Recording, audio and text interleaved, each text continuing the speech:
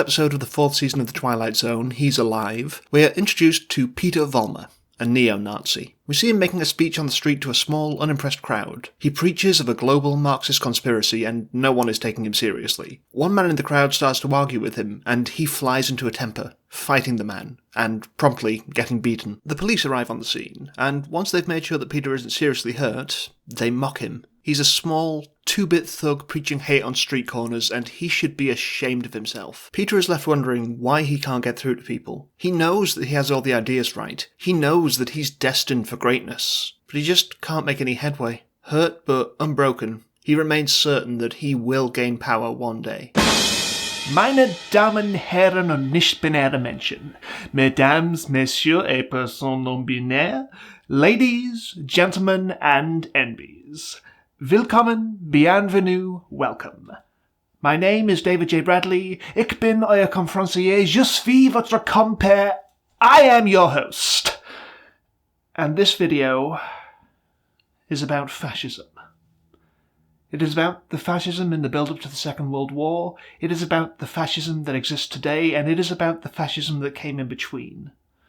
It is about the people that fascism targets, the people they have made their enemies and victims, and the ways that they turn their supporters against them.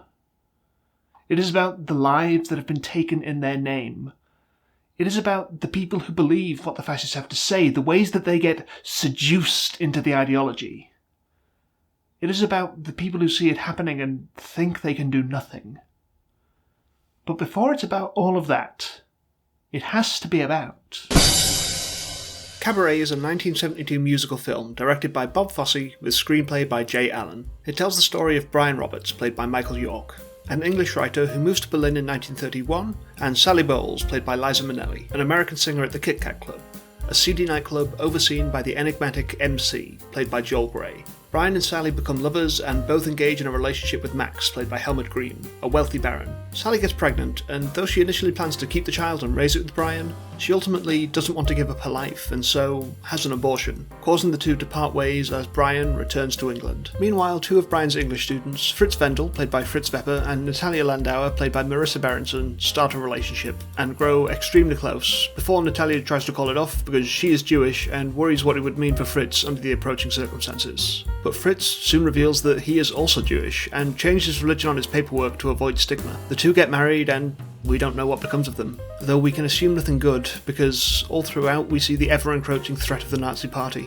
They grow ever more powerful and numerous as the film goes on, and the terror becomes all too real. The film is an adaptation of the stage musical of the same name. Cabaret is a 1966 Broadway musical with book by Joe Masteroff and music and lyrics by John Kander and Fred Ebb. Originally directed by Hal, It's About Cats Prince, and later revived to much success by Sam Mendes in 1993. It tells the story of Clifford Bradshaw, an American writer who moves to Berlin in the 1930s, and Sally Bowles, an English nightclub singer who has just been fired from the Kit Kat Club and moves into his room in Fräulein Schneider's boarding house. The two become intimate, and soon Sally realises that she's pregnant and is unsure of the father.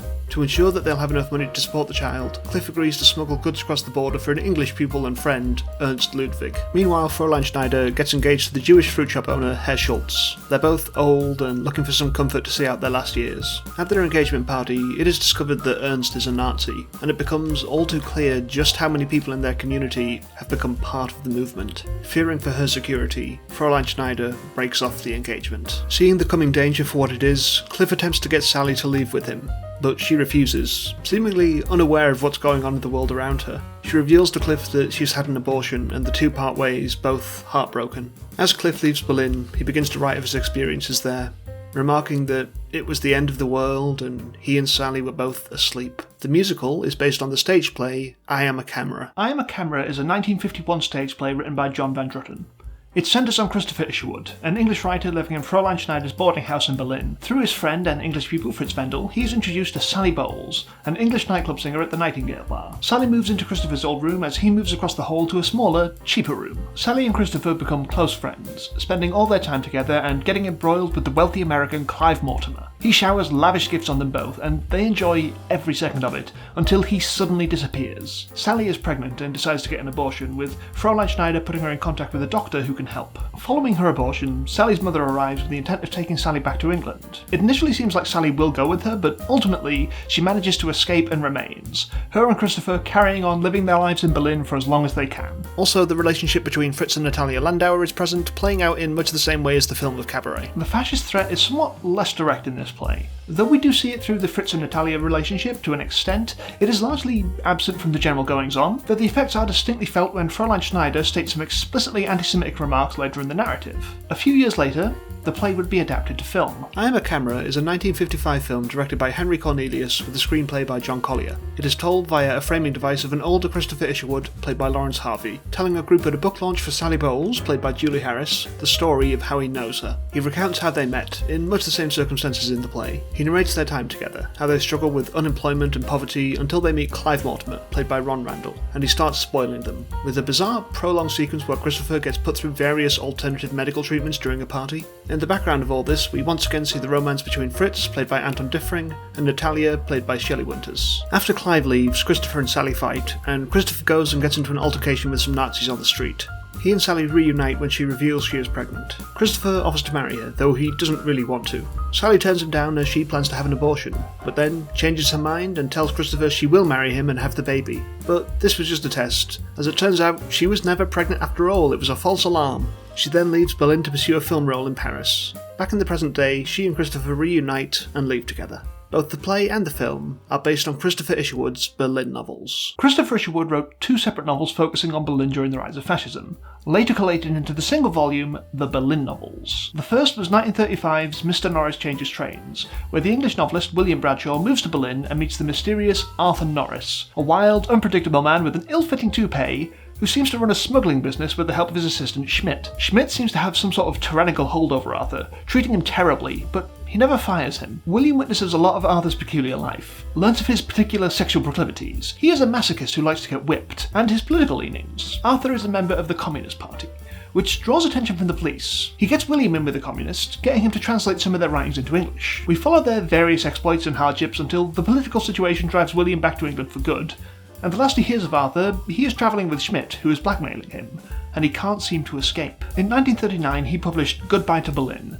a collection of short narratives sketching his experiences throughout his time in Berlin. Most significantly, the story of Sally Bowles, the English nightclub singer who lives in Fräulein Schneider's boarding house with him. We see them meet via their mutual friendship with Fritz Wendel, their time together with Clive, the wealthy American, Sally's abortion, and several other episodes in their friendship, until ultimately, Sally suddenly takes off for Paris and Rome and very quickly stops writing. The book also features several other stories, including a time where Chrstopher Isherwood, low on income, moves in with the Novaks, a poor family with a number of interpersonal conflicts going on. Episodes featuring his strained relationship with Natalia Landauer and her brother Bernhard, the heirs to a large Jewish department store, seeing the increasing tensions they face. It is a remarkable work, frank and honest with very human characters set against a world where humanity is being slowly taken away. These stories were largely based on Chrstopher Isherwood's real experiences, though with many details altered and names changed. He would later recount a more true version of what he lived through in the book Chrstopher and His Kind. Chrstopher and His Kind is a 1976 memoir by Chrstopher Isherwood. It looks at his earlier work of his time in Berlin and strips away the artifice to tell of his true experiences. Chrstopher Isherwood travelled to Berlin in 1929 in search of sexual and intellectual liberation. While there, he befriended many people who later became the subjects of his stories,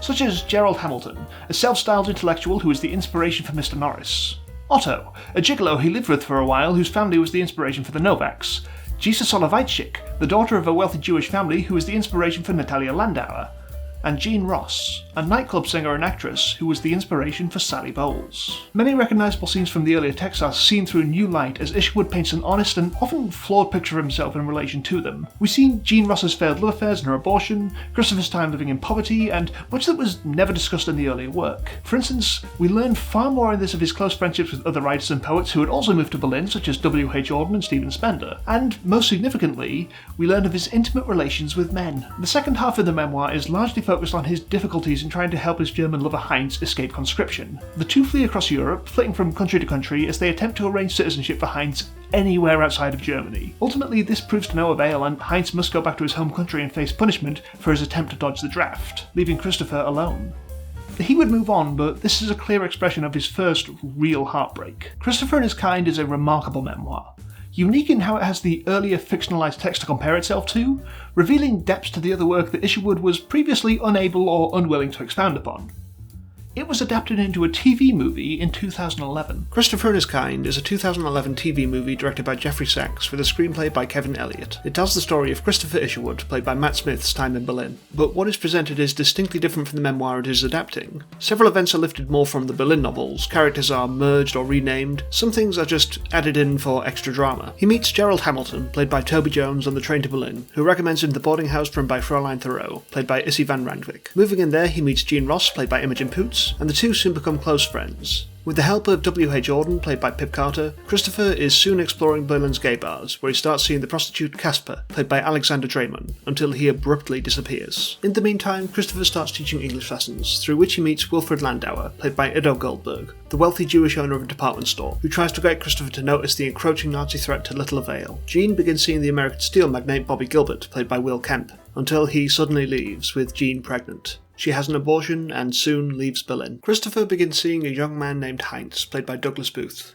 The two fall in love, though Chrstopher is wary of Heinz's brother, a supporter of the Nazi Party. As things get worse, Chrstopher tries to secure travel to England for Heinz, but gets turned down by the border force. Heinz must return to Germany. In 1952, Chrstopher returns to Berlin, where he once again sees Heinz, who is now married and has a child. The two clearly no longer have anything they can connect on. Before leaving Berlin, he visits his old boarding house and sees Fräulein Thoreau again. She gives him a clock that had always sat on his desk while he was there, telling him that when he looks at it, he should remember the good times. All of these texts tell different versions of the same basic story, of a writer who moves to Berlin and witnesses the rise of fascism, of his friendships, his hardships, the fear and uncertainty that the political situation bred. The main texts I plan to focus on for this video will be Cabaret, both as the stage musical and its film adaptation, but all of the above mentioned texts will come into play because how can they not?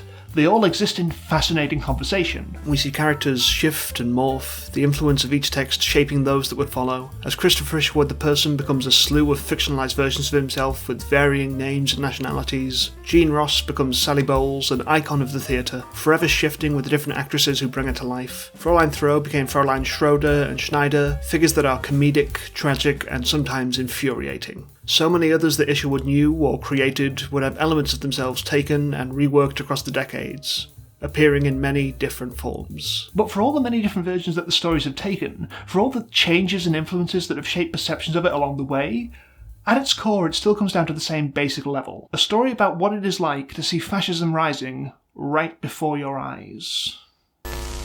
I don't care very much either way.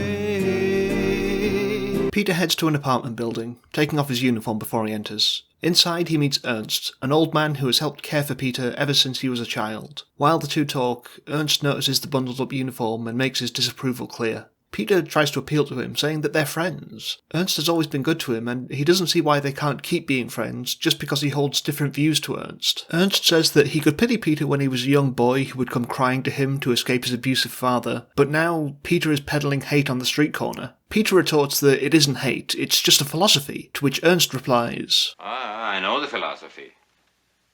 I know it quite well. 9 years in a place called Dachau. You know who put me there? Peter Vollmer.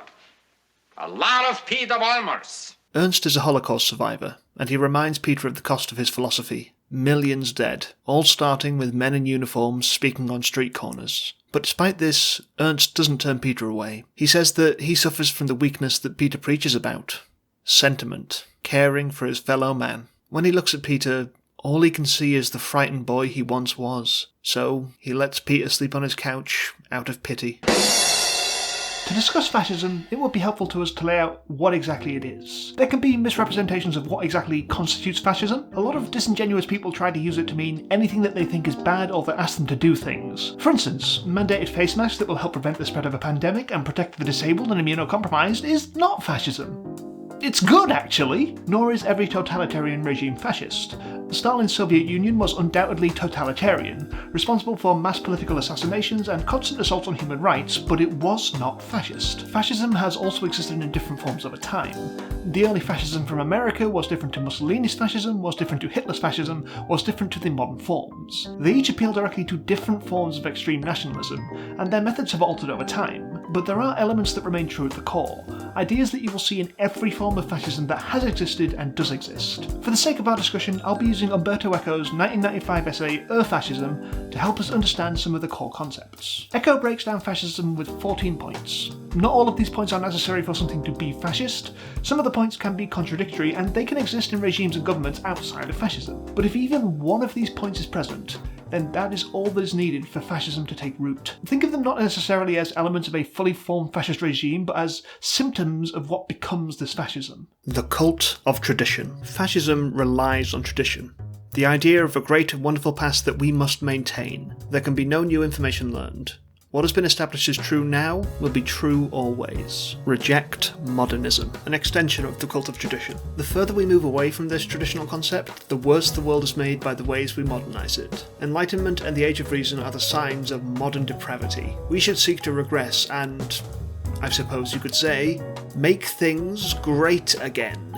Action for action's sake. Fascists believe in action, in the masculine ideal of doing instead of thinking. Intellectualism and culture are to be rejected.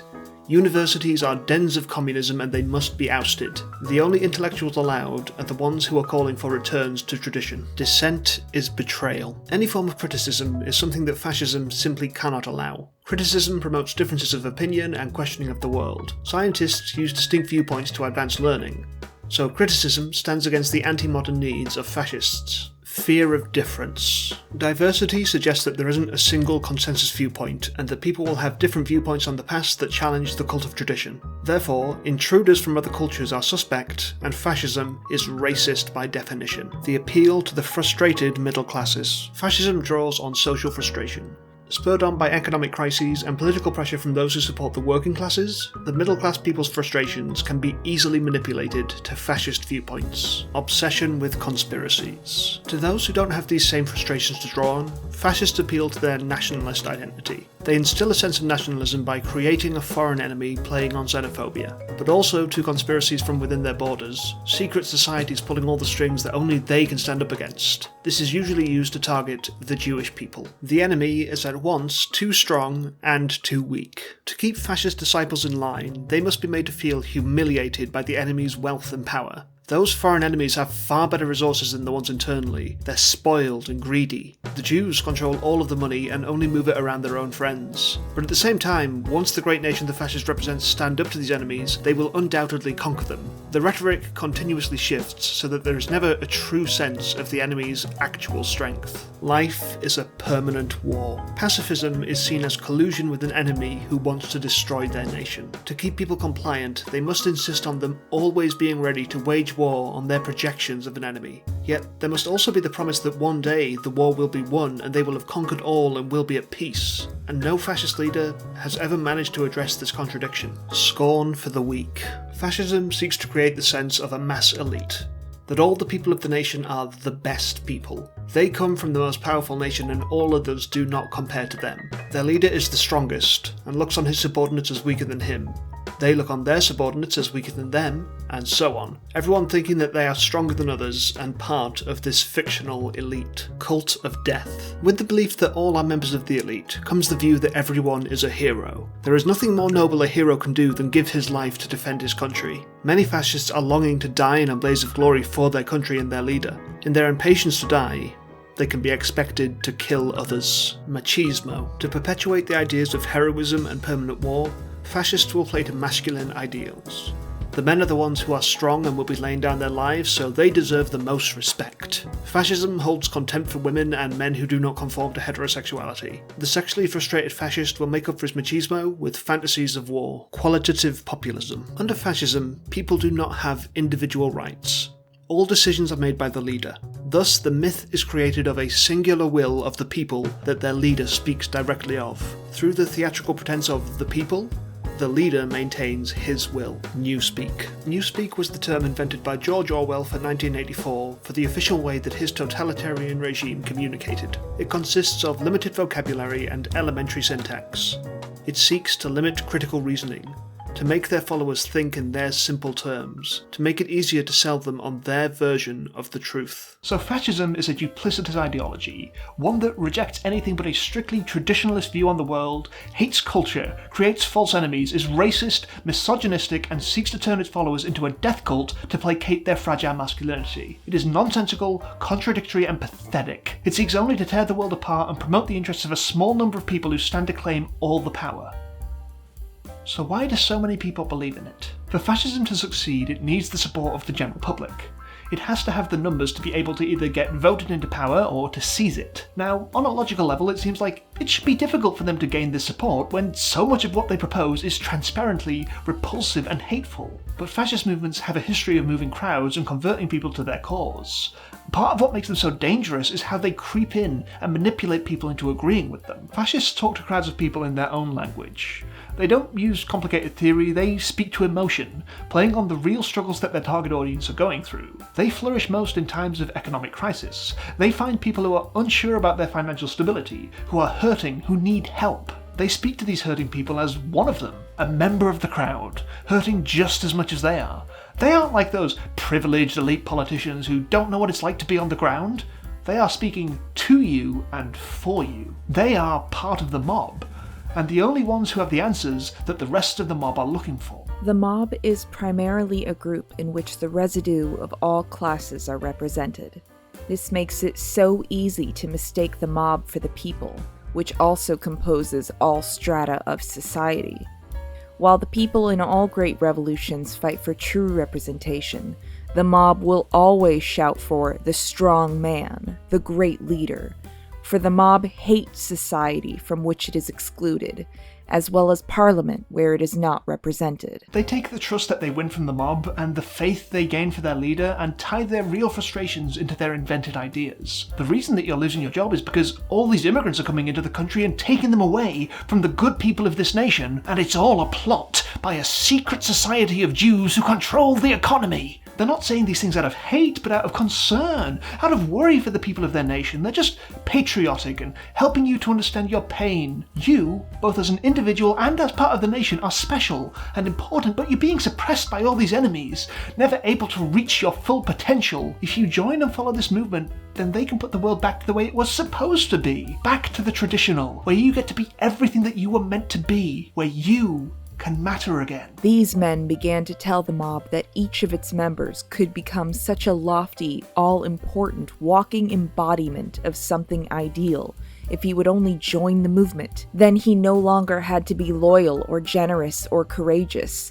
He would automatically be the very incarnation of loyalty, generosity, courage. The more they succeed in recruiting crowds to their movement, the more extreme they can make their fringe views, the more publicly they can hold their meetings, the faster it spreads, the more violent its members become. It is an escalation built on normalizing itself in the eyes of everyone around it. They slowly but surely slither into the cracks of society and spread out until people become so accustomed to them that they can start to act on their bigotries without people caring. It is an initially steady and then sudden movement that rises around you. It is a rise of fascism that Chrstopher Isherwood was witness to in his time in Berlin. He saw the Nazi Party go from seemingly unimportant outsiders, lunatics who no one took seriously, to the dominating force in the country, creating an era of persecution against Jewish people, Roma, communists, and various others that I'll discuss more in the next section. His Berlin novels express what life was like in the city during the period, where this hate movement was beginning to thrive. Early on in Goodbye to Berlin, the encounters with fascists are fleeting and almost played for laughs. One of the inhabitants of Fräulein Schroeder's boarding house, Fräulein Meyer,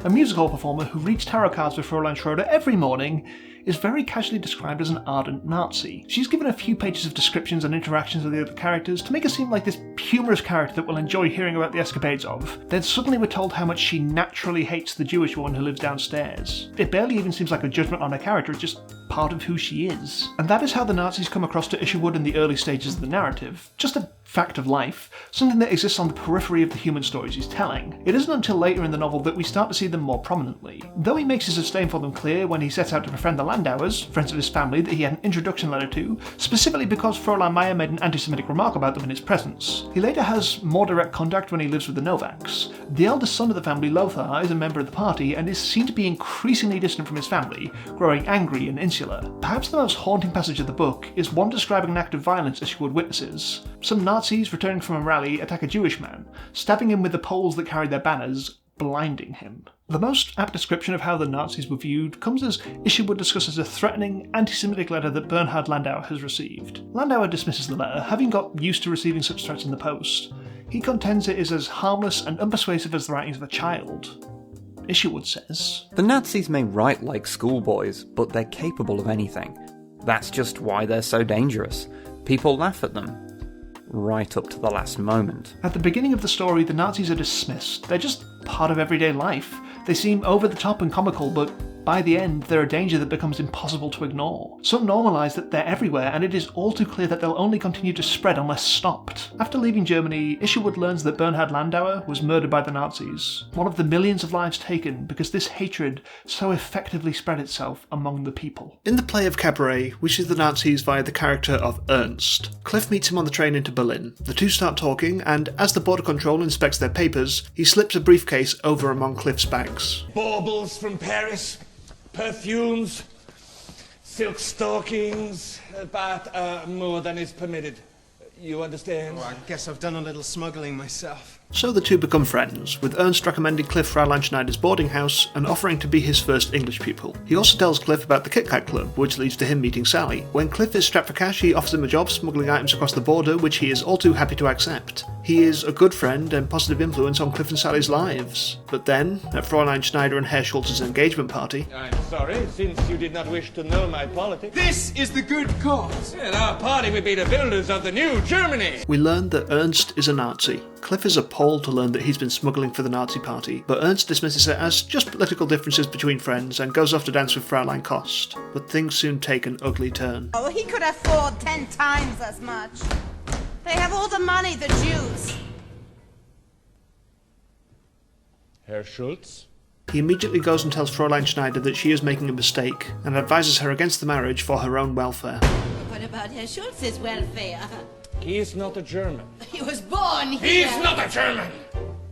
Then as he heads out to leave, Fraulein Kost gets him to stay by singing Tomorrow Belongs to Me. I'll talk more about that song later, but for now it's enough to know that it takes the form of a folk song that gives itself away as Nazi propaganda as it goes along. The people in the party all join in, with only Cliff, Sally, Fraulein Schneider and Herr Schultz left looking on at what's grown around them. This sets up for a second act where everything falls apart for everyone involved, as a direct result of the sudden realisation of just how much their very community has been saturated, and how real and unavoidable the danger has become. In the film, the character of Ernst is not present, as they sought to make it closer to Isherwood's texts. Instead, we once again see the rise of the Nazis happening around the stories that are the focus. Early in the film, we see a Nazi trying to raise funds in the Kit Kat Club, thrown out by an objecting patron. They're seen as a nuisance and disrespected by the MC as part of his performance, nothing to be taken seriously. But not long after this, the same patron who threw him out is beaten to death by a gang of Nazis, a shocking glimpse at the real threat they pose. The increasing violence is seen throughout the film, often played in direct contrast to the carefree opulence that Sally, Brian and Max are living in, sometimes cutting directly from one to the other to drive the point home. The three drive past a body in the street, clearly assassinated, and Max comments about their usefulness. The Nazis are just a gang of stupid hooligans, but they do serve a purpose. Let them get rid of the communists. Later we'll be able to control them. But who exactly is we? Germany, of course. The idle rich, landed gentry, with a very distinct interest in keeping the communists out of power, is only too happy to let the Nazis carry on. He thinks that they're just mindless thugs, who they'll be able to get rid of as soon as they've served their purpose. He doesn't think that they have any future. To say the least, he is incredibly naive. And this is driven home by the use of Tomorrow Belongs to Me in the film. While at a beer garden, a young boy sings the song, the camera slowly revealing him as a member of the Hitler Youth. The rest of the crowd join in the song, and a chilling air falls across the scene. It's all too clear that the threat has been spreading under the surface, far wider and deeper ingrained than anyone had realised. This thing is everywhere. At any moment, it could boil over into even more violence than we've seen. You still think you can control them? It's also seen to spread in more casual ways. We get an exchange in Fräulein Schneider's rooms where we see just how conversationally otherwise rational-seeming people spread the anti-Semitic conspiracy theories as if they are confirmed truth. It is an established fact, Herr Roberts, that there exists a well-organized international conspiracy of Jewish bankers and communists. It's also an established fact, Herr Ludwig, there exists another well-organized group of which you're obviously a member. The International Conspiracy of Horses' Arses. By the end of the film, we see that the Kit Kat Club, a place where they were once thrown out as a pest, is now full of Nazis, just part of the new normality. This shows precisely how through these texts we see the slow creep of fascism, the way that its hateful, myopic views infiltrate society and rot it from the inside out. How it can happen so subtly that you might not realise it's there before it's too late. Fascism is a virus, and it spreads like wildfire. If you think you can ignore it, then it will be everywhere before you know it. Hearts grow hard on her windy street. During the night, Peter is visited by a mysterious figure on the street. He keeps his face in shadow, but claims to be a friend. He tells Peter that they believe in the same things and that Peter's success will be his success. He begins to offer Peter advice on how to better influence a crowd. He tells him to speak to crowds as if he were a member of the mob, to make their hate his hate, to speak to the impoverished of poverty, to speak to the afraid of their fears, and to give the angry objects for their anger, to make the mob an extension of himself. Peter follows the advice, speaking to the crowd as one of their own, saying that they are minorities because patriotism is the minority, but he will fight to make them the majority. The people in the hall watching him speak hang off his every word. In Cabaret and its related texts, we don't see the full scope of who the Nazis targeted in their bigotry.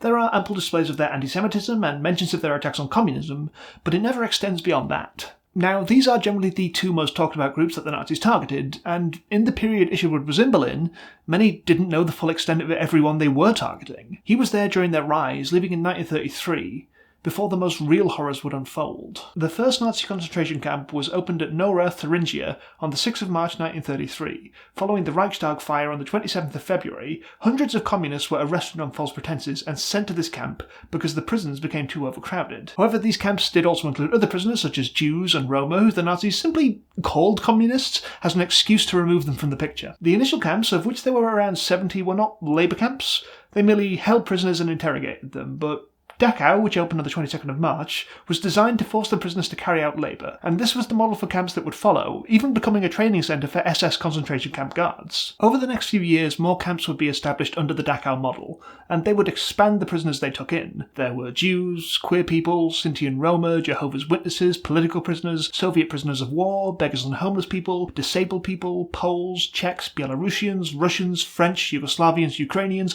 all classed under other nationalities in Nazi documentation, and German prisoners, with the different groups labelled by different coloured triangles on their uniforms, sent to corresponding camps or sections of the camps and receiving different treatments depending on which category the Nazis deemed them to be in. They would expand the camps out to further countries such as Poland and Austria as they occupied them. The camps were run by the SS, following the consolidation of their power in 1934 with the Night of the Long Knives. The prisoners were kept in inhumane conditions, barely fed and continuously abused by the guards. They were tortured, used for medical experiments, and forced to carry out excruciating labour in munitions factories, tin shops, and other manufacturing that could support the Nazis' military efforts. Or even just pointless physical labour, such as moving heavy rocks. This was initially claimed to be part of an attempt to re-educate the prisoners, with the motto Arbeit macht frei hanging over the gates of almost every camp, with the only exception being the camp in Buchenwald, where the motto read Jedem das Sein. But the real reason was to deliberately work the prisoners to death. Then between 1941 and 1942, 5 camps were turned into killing centres,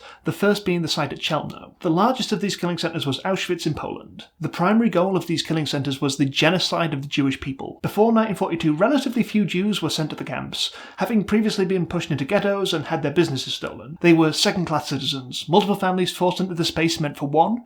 They were largely unable to earn legitimate incomes, denied food and water, and many were killed by these inhuman conditions. However, once the apparatus was established to execute them, they were brought to the killing centres en masse, with Auschwitz alone killing 960,000 Jews in just 3 years. Next to Jewish victims, Romani were the most persecuted groups by the Nazis. They were the only other ones mentioned as part of the final solution. They were forced into the Jewish ghettos or targeted for mass deportations. There were laws forcing Roma women to be sterilised, and once sent to the camps by mandate in 1943, they were the primary victims of medical experimentation. We generally hear less about the Romani victims of the Holocaust for a number of reasons. They had a relatively small population size, were disenfranchised as second-class citizens long before the Nazis came to power, and generally had less access to education, meaning many were illiterate and couldn't produce written testimonies of their experiences. But the victims were not just Jewish and Roma. In total, between the killing centres and the labour camps, the Nazis killed 17 million people between 1933 and 1945. Of these, between 6 and 7 million were Jews, nearly 2/3 of the Jewish population of Europe and nearly 1/3 of the worldwide Jewish population. 5.7 million were Soviet citizens, between 2.8 and 3.3 million were Soviet prisoners of war, between 1.8 and 3 million were Polish citizens, 300,000 to 600,000 were Serbs, 270,000 were disabled, between 130,000 and 500,000 were Romani, up to 50% of the estimated Roma population in Europe, though later research suggests as many as 1.5 million Romani, 3/4 of the possibly 2 million living in Europe at the time. 80 to 200,000 were Freemasons, 20 to 25,000 were Slovenian, 5 to 15,000 were gay men and trans women, with the trans women just being classed as gay men, 3,500 were Spanish Republicans, and 1,250 to 2,500 were Jehovah's Witnesses. To be clear, anywhere that there might be overlap with these figures, the victims would only be classed under one category. So for instance, if you were both a Polish citizen and Jewish, you would just be classed as a Jew. These figures are hard to process. It is really difficult for a person to imagine what 17 million people looks like, let alone to imagine that many people being systematically murdered in the space of 12 years. If you wish to learn more about these horrifying statistics and get solid overviews of the camps, then the US Holocaust Memorial Museum and Auschwitz websites are linked below. They have been extremely helpful resources to me here. Why do I mention all this? Cabaret doesn't get up to the period of the camps and killing centres. Isherwood wrote his books before the killing centres were even established. But what Isherwood's works and Cabaret are showing is the events that made it possible for them to happen. The prelude to the slaughter. The ways that the Nazis made it entirely clear who they were and acclimatised people to their hate. The primary form of hatred that we see through the texts is the anti-Semitism. Along with the increasing prevalence of the Nazis that are seen in the day-to-day of our narrator characters, we see an uptake in how casually their bigotry spreads. Early in the books it seems like something easily dismissible, just the opinions of laughable characters like Fräulein Meyer.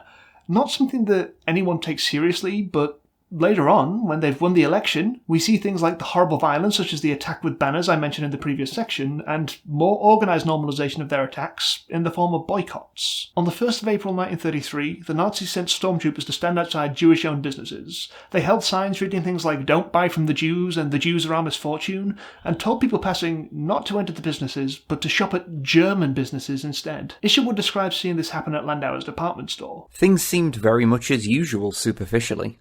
2 or 3 uniformed SA boys were posted at each of the big entrances.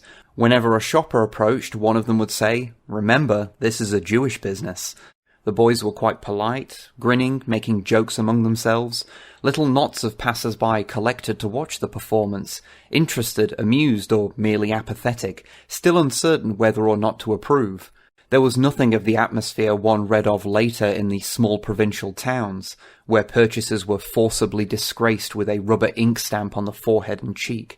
Quite a lot of people went into the building. I went in myself, bought the first thing I saw. It happened to be a nutmeg grater, and strolled out again, twirling my small parcel. One of the boys at the door winked and said something to his companion. I remembered having seen him once or twice at the Alexander Casino, in the days when I was living with the Novaks. This is often considered to be the first official action taken by the Nazis against the Jewish people, starting a chain of events that would lead to the seizure of businesses, pushing people into ghettos, and eventually genocide. I find it interesting how Isherwood describes the Nazis as being polite and making jokes, all while being expressly anti-Semitic. It speaks to just how much they normalised their views. It wasn't angry and violent. They didn't have to resort to violence to keep people out. It was just enough to make their presence and their views known.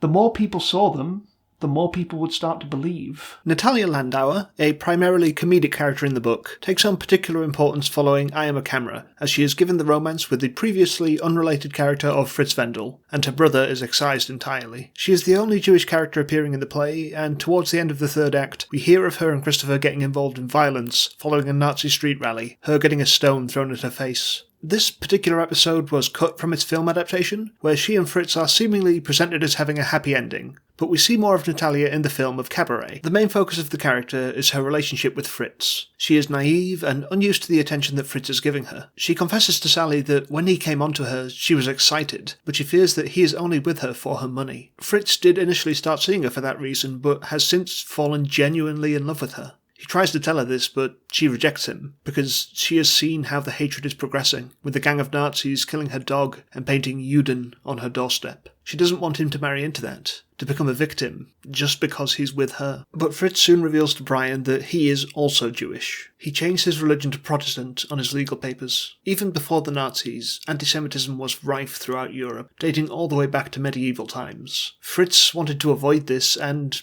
succeeded. He had an out. Now it would be even more terrifying for him to reveal himself. What do I lose? She kicks me out into the streets. All my friends here are Jew. They kick me out into the streets. And then, I think, comes a big Nazi with a club and bangs me on the head. But for his love, for Natalia, he reveals his true self. He opens himself up to the hate that he knows is out there because he feels it's worth it to be with her. The last we see of them, they're getting married. In that moment, they're happy, but with the atmosphere we've seen through the film, what we know of what is to come in their future, we can only assume that there can be no true happy ending for this pair. They will face persecution. Natalia's wealth will be stolen. They will most likely be killed, just for existing as Jews. In the stage musical, we have a different major Jewish character, Herr Schultz, the owner and proprietor of a fruit shop and one of Fräulein Schneider's tenants. We are introduced to him as Cliff has just accepted his room. He has come to toast the new year with Fräulein Schneider over some schnapps and a little fruit. He is immediately personable and likeable, just a charming old man who you'd like to make friends with.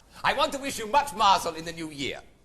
Mazel? It's Jewish, means luck. He has a romance with Fräulein Schneider. He brings her fruit as tokens of affection. Apples, pears. A pineapple! The two of them offer each other company in their old age.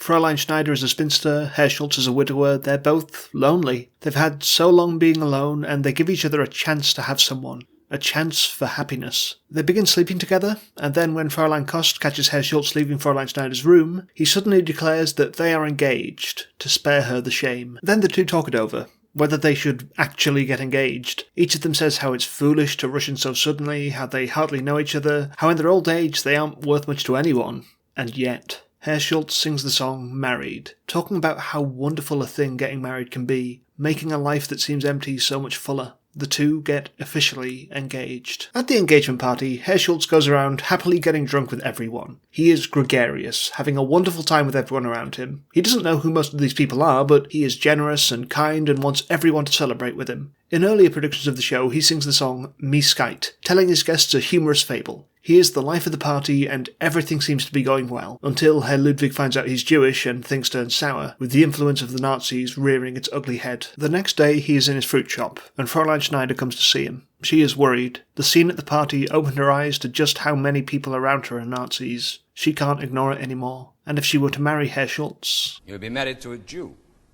but also a German as much as anyone.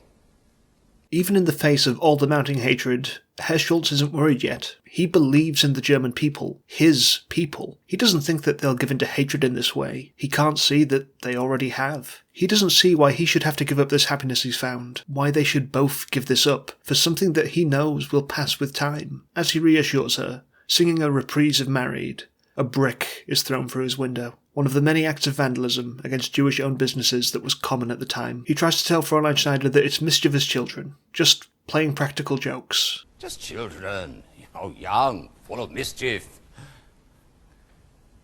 You understand? I understand.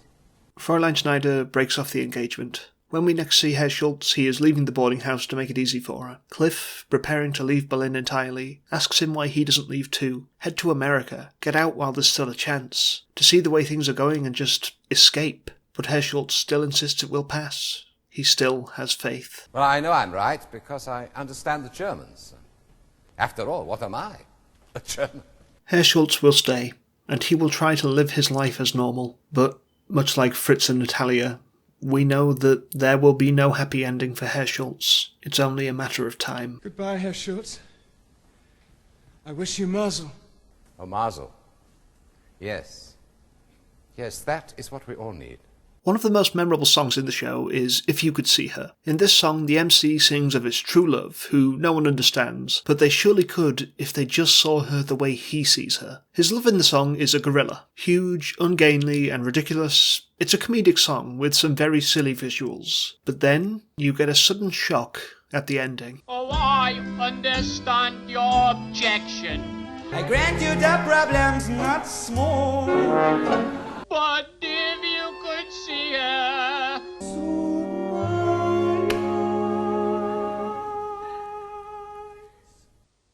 She wouldn't look Jewish at all. One of the regular methods that the Nazis carried out to convince people that Jews were worthy of their hatred was through regular pieces of propaganda displaying them as animals, often vermin and insects. There was a deliberate goal to dehumanize them in the eyes of the people, to prepare the public for the inhuman treatment they planned to subject them to. It should also be pointed out that this was not unique to Nazi Germany. America was later known to do this exact same thing to justify the internment of Japanese Americans. Britain did it to the Irish for centuries, and there are many more examples the world over. In this song, we are seeing an act of one of the most common forms of this, simionization, portraying the object of your hatred as an ape, often a gorilla. This has been used on Jewish people, black people, trans people, basically any marginalized group you can think of. By showing this so directly in this show and film, it makes it impossible to ignore exactly what the Nazis were doing. The MC is constantly on the sidelines of things. His songs are played to appeal to what the public want to see. Early on, we see him mocking Hitler, and a kickline number that turns into goose-stepping. As the Nazis become more and more normal, they play more and more into the humour of his routines, letting the people watching feeling justified in letting things get like that, and slowly but surely start to embrace that hatred. This song, which is entirely based on racism, is playing to the crowd. What Isherwood's work shows, and what we see in its adaptations, is just how easily this bigotry spreads, how quickly the hatred becomes normal and people join it. It paints a picture of a time when the public were being prepared to accept genocide. By giving us characters like the Landauers and Herr Schultz, we see the people on the receiving end of that hate, and we know that they will be the victims, that things are only going to get worse, and still, other characters like the MC spread it, making it normal. The millions dead. The people slaughtered out of casual cruelty, so many that it is hard to even fathom. Each one of them was a Herr Schultz, a Fritz Wendel and Natalia Landauer, and every one of their deaths was set into motion when people accepted it. So if you kiss me, if we touch. Following his successful speech, the hall manager demands Peter pay the rent that is owed. He and his group do not have the money, but suddenly an envelope is dropped off for Peter containing $200, exactly what they need to pay the rent. Peter returns to the hall where he once again sees the mysterious figure, who praises Peter's performance and confirms that he gave them the money. He says that he will continue to advise Peter, and his first piece of advice is that the movement needs a martyr. This will cement the organisation together, making them stronger than ever before. This is something Peter will have to make happen, to find a man who is of no value to the movement while alive, and make his death serve a purpose. One of his compatriots, Nick, enters and cannot see the figure that Peter is talking to. Once he leaves, Peter decides that Nick will become his martyr. Despite some reservations, he has him killed, and sets up the body to look like it was done by one of their enemies, a note pinned to his shirt reading,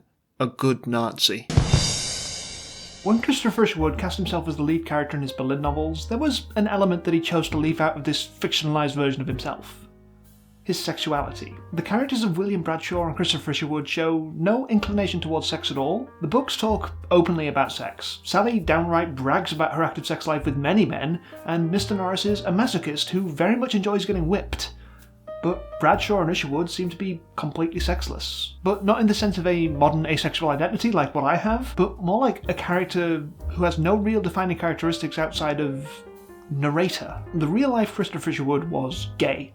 Completely, openly, unashamedly gay. He never tried to hide it and would write open queerness in later works like A Single Man. He deliberately chose not to make these versions of himself gay. while it might be assumed that this was because of the climate at the time, the attitudes against queerness, he was unafraid to make clear references to queerness within the text. The character Otto Novak, a gigolo who Isherwood meets in the episode On Rugen Island, is in a tumultuous relationship with a man named Peter. Isherwood later goes to live with Otto's family, where Otto is regularly seen to spend his evenings out with women. He only really sleeps with men for money. So Isherwood could have written his character as queer, at least in an implied fashion, but he didn't. He would explain this decision in Chrstopher and His Kind. He claims he made the character such a blank slate when it came to sexuality, not out of fear of how the book would be perceived with a queer lead, but because he felt that it would distract the reader from everything else going on. That instead of being a book about life in Weimar Germany, it would be a queer book. This is what would have happened if Chrstopher had made his narrator an avowed homosexual, with a homosexual's fantasies, preferences, and prejudices. The narrator would have become so odd, perhaps so interesting, that his presence would have thrown the novel out of perspective. Chrstopher dared not make the narrator homosexual, but he scorned to make him heterosexual. That, to Chrstopher, would have been as shameful as pretending to be heterosexual himself. Therefore, the narrator could have no explicit sex experiences in the story. This sexless nitwit, one reviewer was to call him. So the fiction of himself is as unremarkable as possible to allow him to paint a clearer picture of the life in Berlin that he witnessed. But in doing so, he distinctly leaves out some of his most significant experiences in his time there, the time he spent in Berlin's queer scene. Berlin in the late 1920s and early 1930s was in the midst of a movement for queer rights begun in the late 1860s. In 1867, the former civil servant Karl Heinrich Ulrichs was the first to argue publicly that human queerness was an innate part of who people are, instead of just a vice that predators indulged in. He created the terms Urning, named for Uranos, the figure from Greek myth, to describe men who desire men, and Dioning, from Dione, to describe men who desire women. The first time there had been separate terms to distinguish the two that were built around the idea of a non-judgmental identity instead of to distinguish perceived predators. These terms would be slowly phased out when journalist Carl Maria Kurt-Benny publicly coined the terms homosexual and heterosexual in writings in 1869. The writings of both Ulrich and Kurt-Benny were some of the first that called for queerness to be recognised in this way, and for homosexuals to be given equal rights to heterosexuals. Within the penal code of the German Empire, there existed paragraph 175. This originated with the North German Confederation in 1794, and then got applied to the entirety of the empire in 1871. Paragraph 175 stated, "Unnatural fornication, whether between persons of the male sex or of humans with beasts, is punished with imprisonment, with the further punishment of a prompt loss of civil rights." Two men having sex with each other was illegal, seen on the same level as bestiality and punishable by imprisonment. It only really saw change after the country was divided, as it would be essentially not enforced in East Berlin from the late 50s, and in 1967 would be replaced by paragraph 151, which only prohibited homosexuality between adults and minors. In West Germany, the law remained unaltered, and following reunification, it was the original paragraph 175 as used in West Germany that was adopted, only eventually being abolished in 1994. But in spite of paragraph 175, Germany, and Berlin in particular, became the biggest site for queer advocacy and research in the world. Both Ulrichs and Kurt-Benny would continue to argue against paragraph 175 until their deaths, their works inspiring genuine change in how queerness was seen by medical professionals and much of the public at large. Their works would also inspire those of one of the most significantly important queer researchers of all time, Magnus Hirschfeld. In 1897, Hirschfeld formed the Scientific Humanitarian Committee, the first queer rights organisation in history who would argue extensively against the unjust laws of the empire. In 1919, Hirschfeld was also a founder of the Institute for Sexual Wissenschaft. The institute provided many gay men and trans people a safe place to live, conducting studies into their sexualities and gender identities so as to better understand them. They would provide lectures and show educational films to visiting scientists and foreign delegations to further educate them on the topics, provided information to women on sexual health and contraception, and advocated for women's emancipation. There was also a museum containing many items relating to their research, including sex toys, and some of the earliest German translations of queer authors like Oscar Wilde. And remarkably, Chrstopher Isherwood briefly lived there in 1929. If it had been anyone else, I probably wouldn't have believed it. Outside of the work going into research and advocacy, Berlin also had a thriving queer nightlife. Just because it was illegal to commit sodomy doesn't mean that the gays weren't out there doing it. Berlin had countless gay bars, which were an open secret. The city was a hotspot for sex tourists. They'd come to sample the nightlife. Berlin bars were full of rent boys, much like the character of Otto Novak, often straight men who would sleep with male clients for money. This was extremely common, happening in every gay bar, with them often going on to blackmail their clients by threatening to reveal who they were sleeping with. In fact, more of these rent boys were prosecuted for blackmail than for sodomy, because when it came to paragraph 175, the police tended to turn a blind eye. The police knew about the gay bars and the Red Boys, they weren't blind. But they were willing to let it happen a lot of the time. They would police it, raiding the bars, arresting the Red Boys, but passively. High-up members of the police were known to take their friends into the bars to show off the people there as if they were part of their own private freak show. Most of the arrests they did perform weren't ultimately charged, though their details would be kept in a file, allowing the police to have leverage over them and pick them up for whatever crimes they felt like whenever they wanted. Queer people were at the potential mercy of the police, but they were forming communities and living joyous lives where they didn't have to be ashamed of who they were. Chrstopher Isherwood laid out in Christopher and His Kind that it was expressly to find this community that he came to Berlin. He was recommended it by his friend W.A. Jordan, who once called Berlin the bugger's daydream, and he came as a sex tourist, fawning over a rent boy named Bubby in the book, changed to Casper in the film. Free from the judgmental society he'd found in England, he was able to explore himself fully and discover what it was that he really wanted out of his life. And what he wanted was boys. He asked himself, do I now want to go to bed with more women and girls? Of course not. As long as I can have boys. Why do I prefer boys? Because of their shape, and their voices, and their smell, and the way they move. And boys can be romantic. I can put them into my myth and fall in love with them. Girls can be absolutely beautiful, but never romantic. In fact, their utter lack of romance is what I find most likeable about them. They're so sensible. Couldn't you get yourself excited by the shape of girls too? If you work hard at it? Perhaps. And couldn't you invent another myth to put girls into? Why the hell should I? Well, it would be a lot more convenient for you if you did. Then you wouldn't have all these problems. Society would accept you. You wouldn't be out of step with nearly everybody else. It was at this point in his self-examination that Chrstopher would become suddenly, blindly furious. Damn nearly everybody. Girls are what the state and the church and the law and the press and the medical profession endorse and command me to desire. My mother endorses them too. She is silently, brutishly willing me to get married and breed grandchildren for her. Her will is the will of nearly everybody, and in their will is my death. My will is to live according to my nature, and to find a place where I can be what I am. But I'll admit this, even if my nature were like theirs, I should still have to fight them. In one way or another. If boys didn't exist, I should have to invent them. So much of Isherwood's time in Berlin was coloured by his experiences in the queer scene. It's how he got to know Gerald Hamilton, the inspiration for Mr. Norris. The reason that he went to live with the family that he called the Novaks was because he was sleeping with Otto. And it was in Berlin that he met his first real love, Heinz. When he first came to Germany, it's safe to say that he got around a bit. Though he had some lasting relationships, like literally living with his gigolo's family for a while, he was mostly sleeping around with his fair share of rent boys, as sex tourists would tend to do. But when he started seeing Heinz, he settled down. The two spent all their time together. Isherwood would take them both travelling. It was the first time he ever felt anything really serious for anyone. Of course, this paradise couldn't last. During the Nazi rise that Isherwood witnessed, it began to be extremely dangerous to be gay. Once they took power in January 1933, they began to crack down on homosexuality. They shut down known gay bars, confiscated queer literature, and on the 6th of May 1933, they raided Magnus Hirschfeld's Institute for Sexual Wissenschaft. In the raid, Dora Richter, the first known trans woman to have completed gender reassignment surgery, was likely killed. If she wasn't killed during the raid, then the only other outcome is that she was arrested and killed in custody. The building was seized and held by the Nazis until it was bombed in 1944. Fortunately, Magnus Hirschfeld himself was out of Germany at the time, as he was abroad on a speaking tour. He would live out the last few years of his life in Switzerland, never seeing his home country again. A few days after this raid, the Institute's many texts were taken into the street and burned. So much important work was lost because of this. Insights into queerness that we will simply never get back. Following this attack on the Institute and the book burning, Chrstopher knew that he and Heinz couldn't stay any longer, and they fled the country,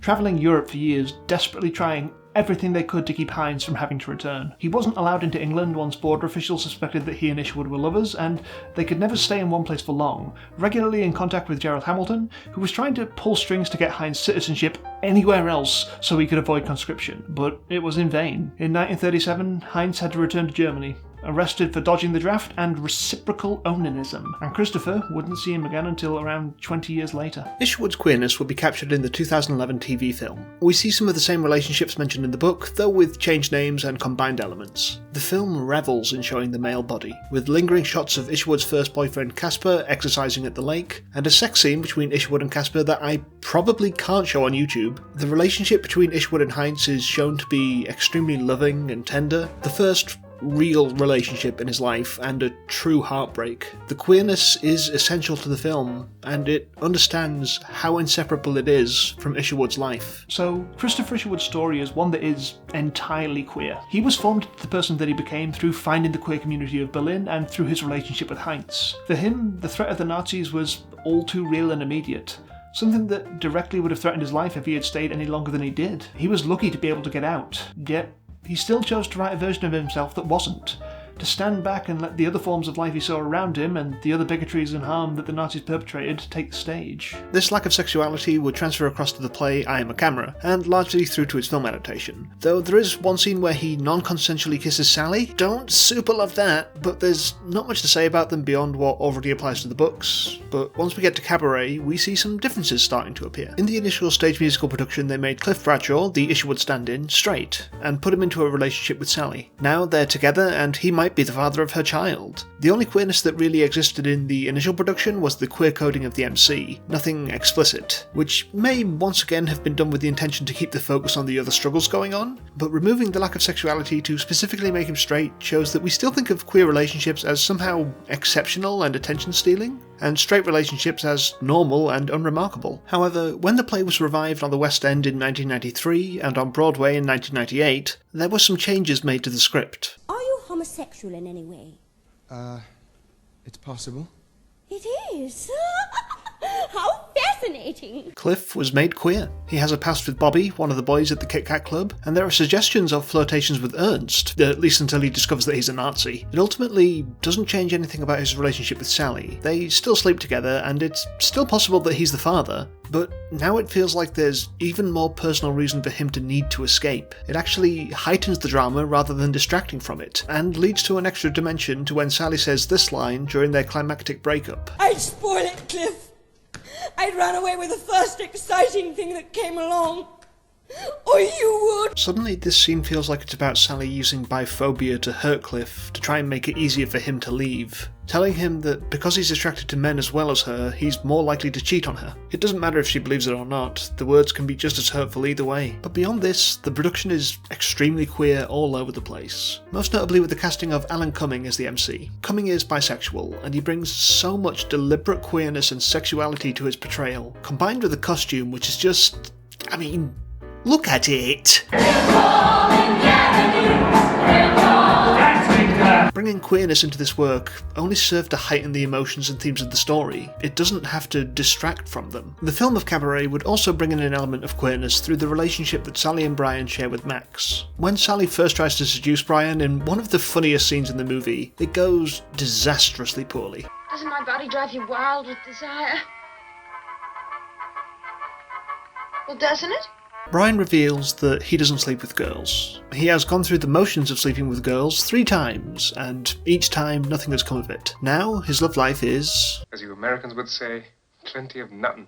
But then, following their relationship growing closer and Brian comforting Sally when her father doesn't arrive for a meeting, the two do sleep together and begin a relationship, determining that those other 3 girls were just the wrong 3 girls. Demisexual? Is that demisexuality in this movie? Then, when they befriend Max and he takes them out to his manor house, he just flirts with Brian outrageously, and this poor oblivious boy just does not seem to get it. I am Brian in both of these seduction scenes. I just want him to get out of there. Then we see that Sally definitely sleeps with Max, and after he decides to leave them, we learn this. Oh, screw Maximilian! I do.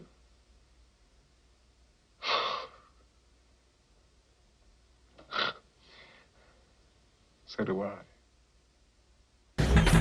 So Brian is bisexual, but clearly has less attraction to women, since getting together with Sally seemed like such a surprise to him. This is explicitly textual and not something he seems to be upset about, which again adds this extra layer to the character without distracting from seeing everything that's going on in the world at large. Chrstopher Isherwood, however, did not care for how this was portrayed in the film. Brian's homosexual tendency is treated as an indecent but comic weakness to be snickered at, like bedwetting. I'm not sure I fully agree. I think there's a lot of depth in the way that they slowly build his relationship with Sally, and the difficulties he has in his attraction to Max when he wants to be loyal to Sally, only to find out that she hasn't been loyal to him either. I think it adds a complicated layer to the relationship and clearly affects his character throughout the whole narrative. Though I would feel remiss if I didn't mention that the film has a couple of transphobic jokes, which is a real shame. Also, it's worth noting that in Cabaret, the queerness is never used as a source of tension with the rising fascism. In both versions of Cabaret, it's kept almost entirely for interpersonal drama. The danger of being queer in that situation is almost never discussed, which is a shame because it's so important to talk about and doesn't get enough attention. In none of the texts do we get to see that queer people, gay men and trans women, were subjected to the evils of the concentration camps, the dehumanising tortures they faced, thousands dying within them. We also don't get to see what came after the camps were liberated. All of the prisoners set free, except for the ones who wore a pink triangle. Under paragraph 175, they were sent to prison. They lived through the worst hell imaginable, only to be thrown into another one, because of who they were. Queerness is core to Chrstopher Isherwood's life and stories. It was in Berlin that he found himself through the queer scene, and it was because of the encroaching threats against queer people that he left. That he couldn't put it into his art until so much later in his career speaks to how the suffering of queer people under the evils of the Nazi regime was taken less seriously, because the rest of society was also so queerphobic. For this integral part of him as a person, and this violence perpetrated on those from the community he was part of, to be almost left out of these texts entirely, or in ways that don't address that suffering, is deeply disappointing. There are so few narratives told of the queerness in that period. It feels like an opportunity to have a really great one has been missed. Chrstopher and His Kind and its film adaptations stand as texts that firmly explore this side of things and really let it speak for itself and be felt deeply, and that is really worth examining.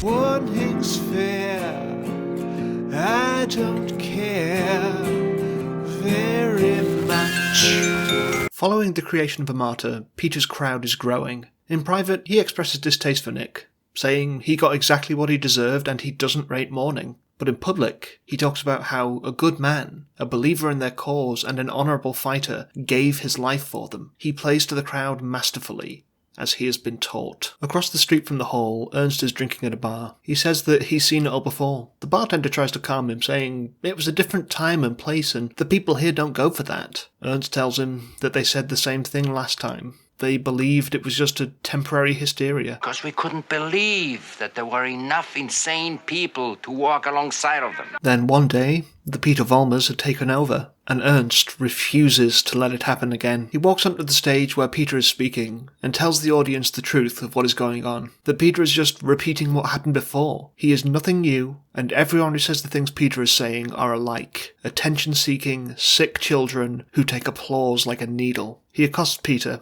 saying that the only strength he has is in his empty symbols, until Peter slaps him. The rebuttal.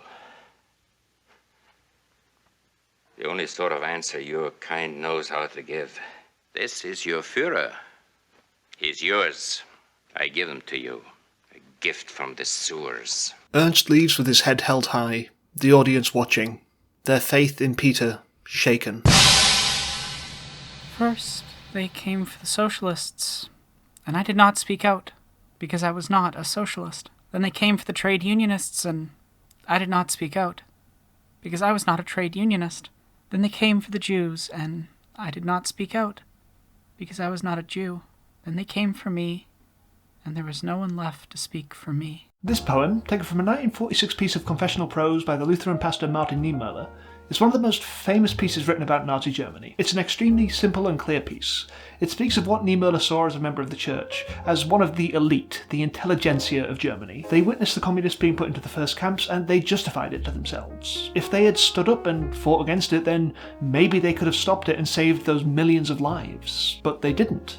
They were safe, and they could stay safe by not speaking out. But eventually, if you keep not speaking out, then no one will be there to save you when they come around for you. It takes a willful ignorance and a complacency to allow genocide to happen. On the opening page of Goodbye to Berlin, Chrstopher Isherwood writes perhaps the most important line of the whole book, one that establishes the method that the book is going to take, the way that he is going to tell this story. I am a camera with its shutter open, quite passive, recording, not thinking. Someday all this will have to be developed, carefully printed, fixed. Isherwood and the characters based on him, William, Cliff, Brian, are unbiased observers. He stands on the sidelines and sees what happens. His intention is just to bear witness, not to interfere, which is not to say that he is impartial. He very clearly shows that he has opinions on what's going on. Isherwood goes into Landauer's store and buys the first thing he sees, just to stand against the boycott. Cliff is disgusted when he learns he's been smuggling for the Nazis. When he's very angry at Sally, Brian gets into a fight with some Nazis on the street. Here you took on the entire Nazi party single-handed. Only 2? So he is not neutral. He sees what's happening and is very much concerned, but he isn't going to do anything. He isn't going to offer real, active resistance. Isherwood, particularly through the character of William Bradshaw, dabbled with communism, the party that was the most direct opponent of the Nazis, but it was never really serious to him. He paints it for William as a novelty, that he associates with purely to observe more of the eccentricities of Mr. Norris. But beyond that, and voting for the communists in the 1932 election, he does not get involved in any major way. What he depicts instead is a life of indulgence. By indulgence, I'm not saying that he was wealthy and constantly splurging on expensive things, completely cut off from what's happening on the ground. Isherwood did come from a fairly wealthy family and undoubtedly had an upper-class upbringing which characterised his observations. But in Berlin, he was something of a poverty tourist, living in a cheap boarding house, making ends meet by teaching English lessons. Isherwood, the character, lived a modest life. Though the real-life Isherwood relied on an allowance from a wealthy uncle, so he could afford to be less modest. Now, by indulgence, I mean that he was living a life for pleasure. In Chrstopher and His Kind, of course, the pleasure was from the time spent in the queer scene and sleeping with rent boys. He was out to wild parties and making the most of having a lot of handsome men he could pay to have sex with. In the Berlin novels, he does a lot of the same. William goes out eating and drinking with Mr. Norris whenever the two can afford it, and Isherwood goes out to the bars with Sally even when they can't afford it. Then, once Clive or Maximilian comes along to finance them, they live it up even more fully. But for a few moments of extreme poverty for the characters, they are living their life to the fullest and not thinking about much outside of their bubble. So even though Isherwood is aware of what's going on and is unquestionably against it, he just puts it out of his mind and goes out drinking. He isn't going to see himself as complicit in what's going on because, I mean, he was against it. He bought a nutmeg grater that one time, but he didn't really do anything of significance. He just danced. Nowhere is this living for indulgence more exemplified than through the most iconic character to come out of all the discussed texts. Sally Bowles. More than any other character, Sally Bowles has stuck in the imagination of readers, theatregoers and film fans ever since she first appeared. She is initially presented as a 19-year-old who is extremely worldly for her age, having had multiple affairs with men, singing at the Nightingale Lounge and loving going out for nights on the town. However, for all that she thinks of and tries to present herself as a sophisticated woman about town, underneath it all she's still just a child, and a naivety shows through, made clearest in the section with her abortion. The abortion is not presented as a huge scandal or anything. At no point does Isherwood ever shame Sally for her promiscuity. Safe to say he would have been a bit of a hypocrite if he did. She is a very real and human character, and her sex life is just one aspect of her. When she goes to the nursing home to have the abortion and rest, we see her at her most vulnerable, and it stands in contrast to the larger-than-life, happy-go-lucky figure we see the rest of the time. It's a stark reminder of the real person underneath the bluster and the persona of Sally Bowles. But as a naive teenager living in a city with a wild nightlife, Sally is indulging in drinking and partying even harder than Isherwood does. But that's all she really does. She is completely unaware of anything going on in the world around her. She barely seems to be aware that the Nazis even exist. All she sees is her life, her struggles, and her pleasures. Isherwood draws direct attention to this, calls her out for not noticing or caring within his narration. This is carried through significantly into Cabaret. We first meet her at the Kit Kat Club, the main symbol of this kind of indulgent life, where the MC tells us, So, life is disappointing. Forget it. We have no troubles here. In here, life is beautiful. The girls are beautiful. Even the orchestra is beautiful. No matter how dark and difficult things get out there, you can always come into the club, relax and enjoy yourself. Don't think about it too hard, just kick back and indulge. This seems to be the philosophy that Sally embraces. She lives a life to enjoy it, in a world of parties and drinking, flitting about from man to man. Oh, Max, your husband. No, he's just the man I'm living with.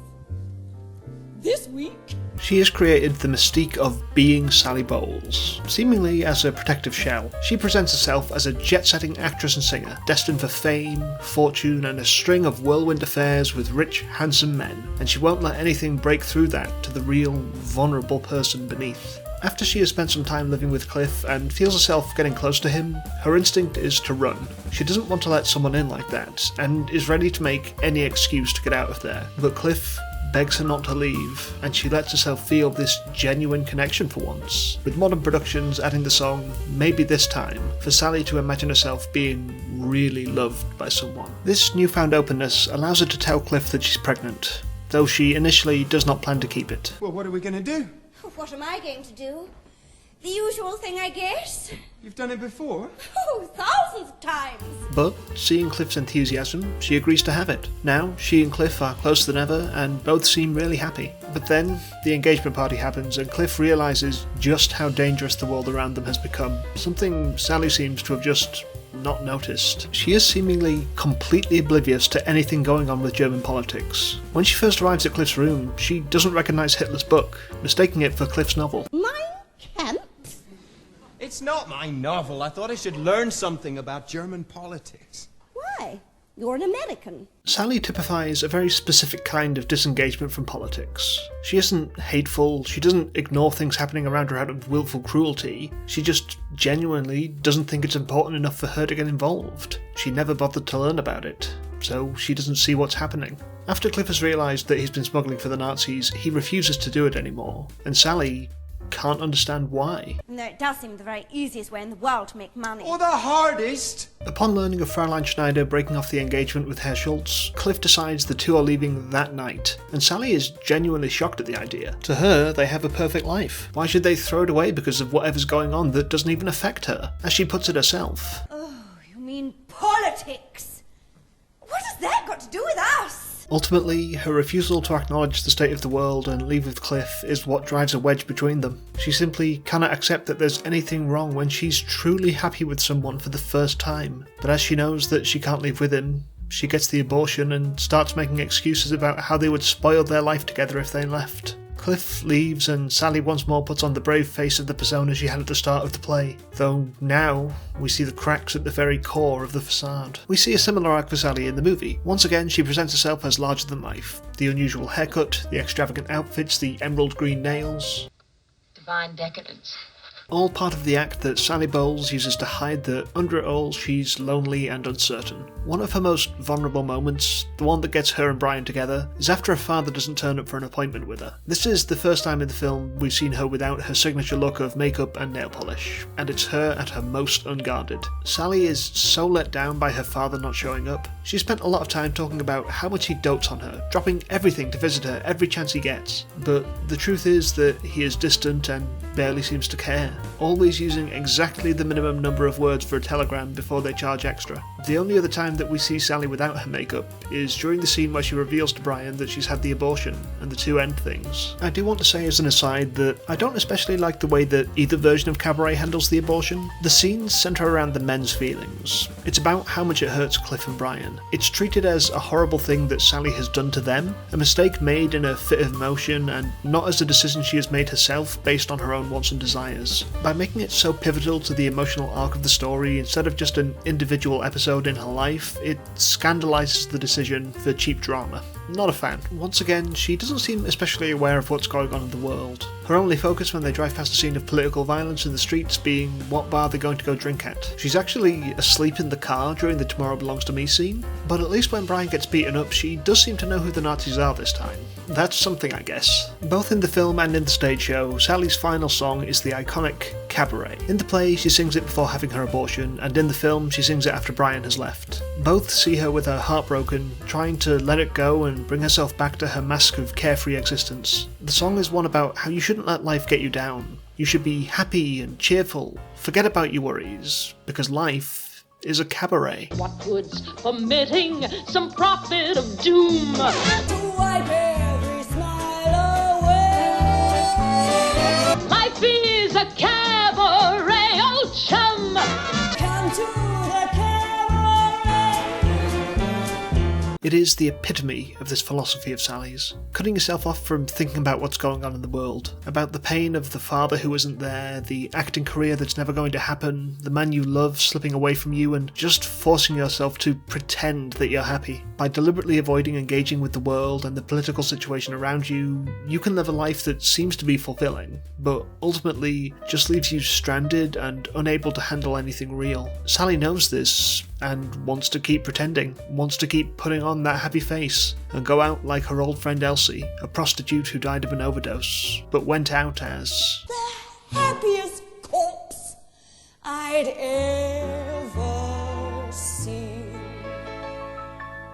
Taken out of context, the lyrics to this song can seem genuine and cheerful, to the point where several performers have actually done covers of it as just a happy song, which is kind of beautiful. The song of Sally Bowles' emotional breakdown as she tries to cling to this fantasy that isn't viable anymore has become a song that people see as just the fantasy. Sally's ignorance and act can fool everyone, except for Sally. But it should be noted that this political blindness and the specific persona that Sally puts on was not the case for Jean Ross, the real-life inspiration for the character. Sally is essentially a representation of part of who Jean Ross was when Isherwood first met her, but didn't account for much of her actual beliefs. She was very invested in politics, deeply opposed to the rising fascism. In her time after Berlin, she campaigned and marched for many causes. She was an ardent feminist and even became an active member of the British Communist Party. She was actually never fond of the Sally Bowles character and her ignorance, since she herself was actively against the fascism around her. She also took real umbrage to a lot of what people focus on about the character, discrediting reporters who never wanted to know about the unemployment,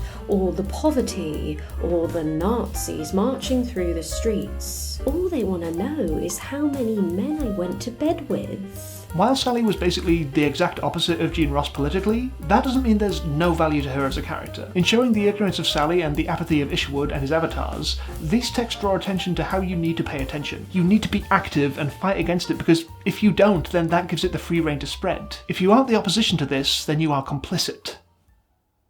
But it's not actually all that black and white. Throughout all the versions of Isherwood's story, we see the character of his landlady.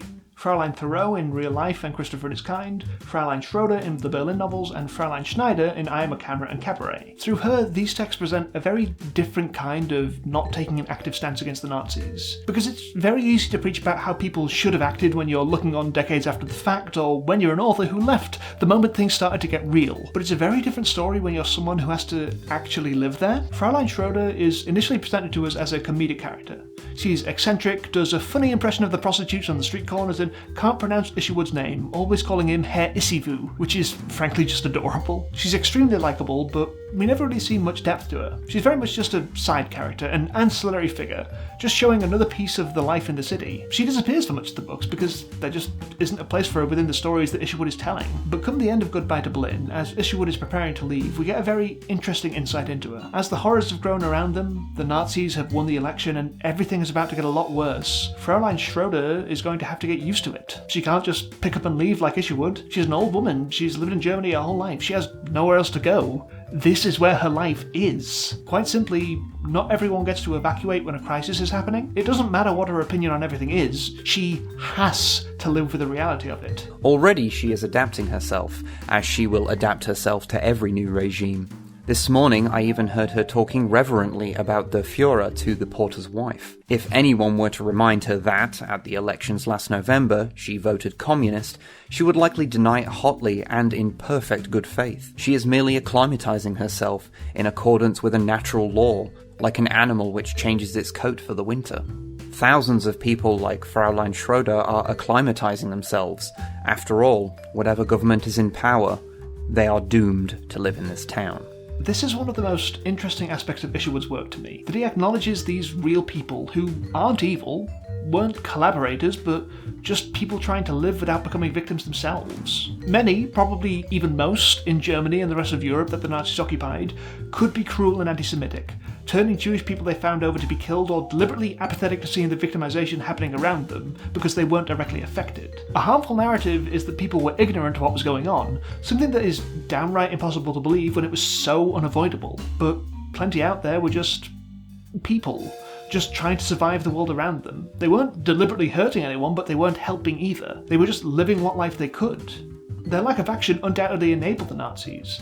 By just accepting and adapting, it means that they stood by and did nothing amidst a genocide, even if they weren't willing participants. It's a difficult situation to judge. I mean, can everyone honestly say they wouldn't do the same? Fraulein Schroeder became Fraulein Schneider for I Am a Camera for a pretty specific reason, resulting from a significant change to her character. For most of the play, she is much the same as in the novels, right down to her using the name Herr Issyvu for the main character. But once things start to advance and the Nazis' growing influence is going on in the background, she suddenly shows an ugly side to her character that wasn't present in the originals. It is the Jews, believe me, a plot to bring the country down. Oh, you know that's absolute rubbish. You should listen to the radio, to the speeches, Herr Isherwood. They made her into an anti-Semite. Someone who has fallen for the Nazi rhetoric on the radio. She represents a different element of life in Berlin entirely to her original version, far more actively part of the problem than the passive unresistance that she initially did. So, Isherwood asked John Van Drutten to change the name in case Fraulein Thoreau, who really enjoyed her portrayal in the Berlin novels and was decidedly not an anti-Semite, somehow saw it and thought that Herr Isherwood was saying that about her. This would be reflected in the film of Cabaret, when her whole household seems to buy into the conspiracies, though they are barely characters there. She would, however, match up to the initial intention of Fräulein Schroeder within the stage version of Cabaret. In her first scene, she shows Cliff the room he's looking to rent, and tells him that the rent is 100 marks. Cliff says he can't afford that much, 50 is his maximum. She begrudgingly accepts because if she gets 50 marks, then it's 50 more than she had yesterday. She sings So What? A song about how you have to take what you can get and accept life how it is. Don't get too hung up on what you're missing out on, because it will all go on if we're here or not. So, who cares?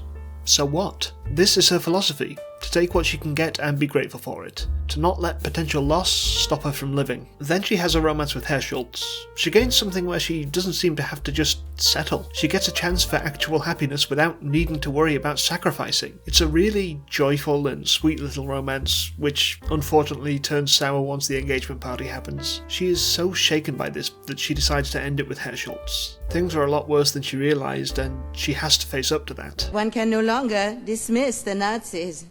They are my friends and neighbours, and how many others are there? She knows that if she marries Herr Schultz, then she is making herself into a victim. She needs a license to rent her rooms, and she fears that they will take that away. Herr Schultz tries to convince her that they'll be fine as long as they have each other, and for a moment it seems like she believes him, but then the window is smashed, and, well... You understand?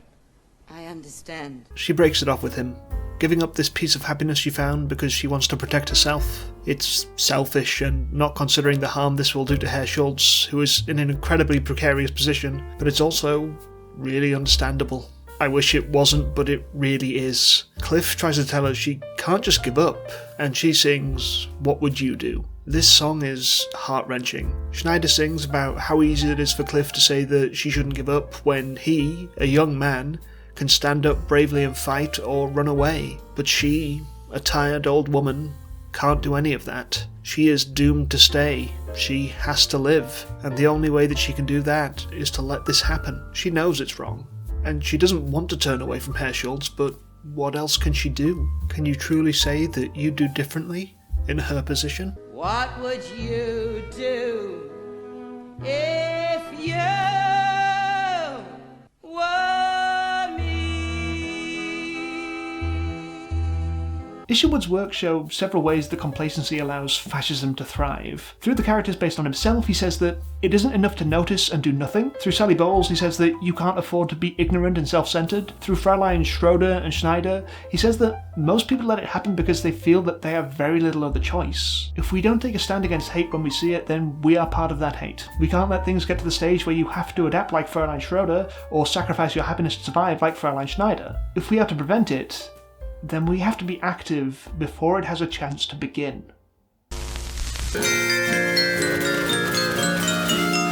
I don't care much. Peter is once again visited by his mysterious helper. He accosts Peter for letting himself be taken down the way he was. Peter responds in fury. This man simply directs traffic from the darkness. He never stands alongside them where he could be needed. He demands that he step into the light and show himself. The man does so, revealing that he is none other than Adolf Hitler. Peter is shocked. He can't believe that Hitler chose him, but in truth, it was the opposite. By invoking his name, his ideas, his image, Peter chose him and summoned him. He tells Peter that there is no more room for sentiment. He must be made of steel. Ernst will return and will keep turning crowds against Peter, and the only way to stop it is to kill him. Peter agrees to this with almost no hesitation. There is one song in Cabaret that is perhaps the most notable of all the songs in the show. One that has taken on life all its own outside of the original context. for unfortunate reasons. Because as much as I would like to say that the most commonly used song outside of the musical is Cabaret or Maybe This Time, it is not one of those ballads for a powerful woman singer. It is instead something decidedly uglier than that. Earlier in this video I mentioned two separate uses of the song Tomorrow Belongs to Me. The song starts out sounding like a traditional folk song, singing about the beauty of the German countryside. The sun on the meadow is summery warm. The stag in the forest runs free. But it soon starts to take on a militaristic note, violent and aggressive. It takes the love of the countryside and turns it into a nationalistic fervour, thinking about what you can seize. But somewhere a glory awaits unseen. Tomorrow belongs to me. The song strongly resembles a number of real-world songs. Perhaps most notable is Die Lorelei, a traditional German folk song about a maiden who lures sailors to their deaths with her singing. The line, "The Rhine gives its gold to the sea," particularly resembles the description of the same river within Die Lorelei. The song also bears a striking similarity to the official anthem of the Hitler Youth, Es sitten die Märchen knacken, often commonly referred to as Tomorrow Belongs to Us in English-speaking countries. The central refrain of that song said, "For today, Germany is ours, and tomorrow the whole world." And it's really only a short leap from that to Tomorrow belongs to me. By drawing direct parallels to pastoral folk songs about the beauty of the country and actual Nazi propaganda songs, Tomorrow Belongs to Me structures itself in such a way as to reflect the creep of fascism. It plays to your patriotism, your love of country, and steadily radicalizes you until you're fully ready to try and seize tomorrow. In the narrative, it is used as a turning point, to show just how bad things have become without anyone realizing it. In the stage show it appears twice. Initially the first use was sung by the waiters of the Kit Kat Club, as one starts singing and bit by bit they all join in, the song ending with the reveal that the original singer wears a Nazi armband. In the revival, this will be changed to the MC playing the song on a record player, cutting it off just as it ends.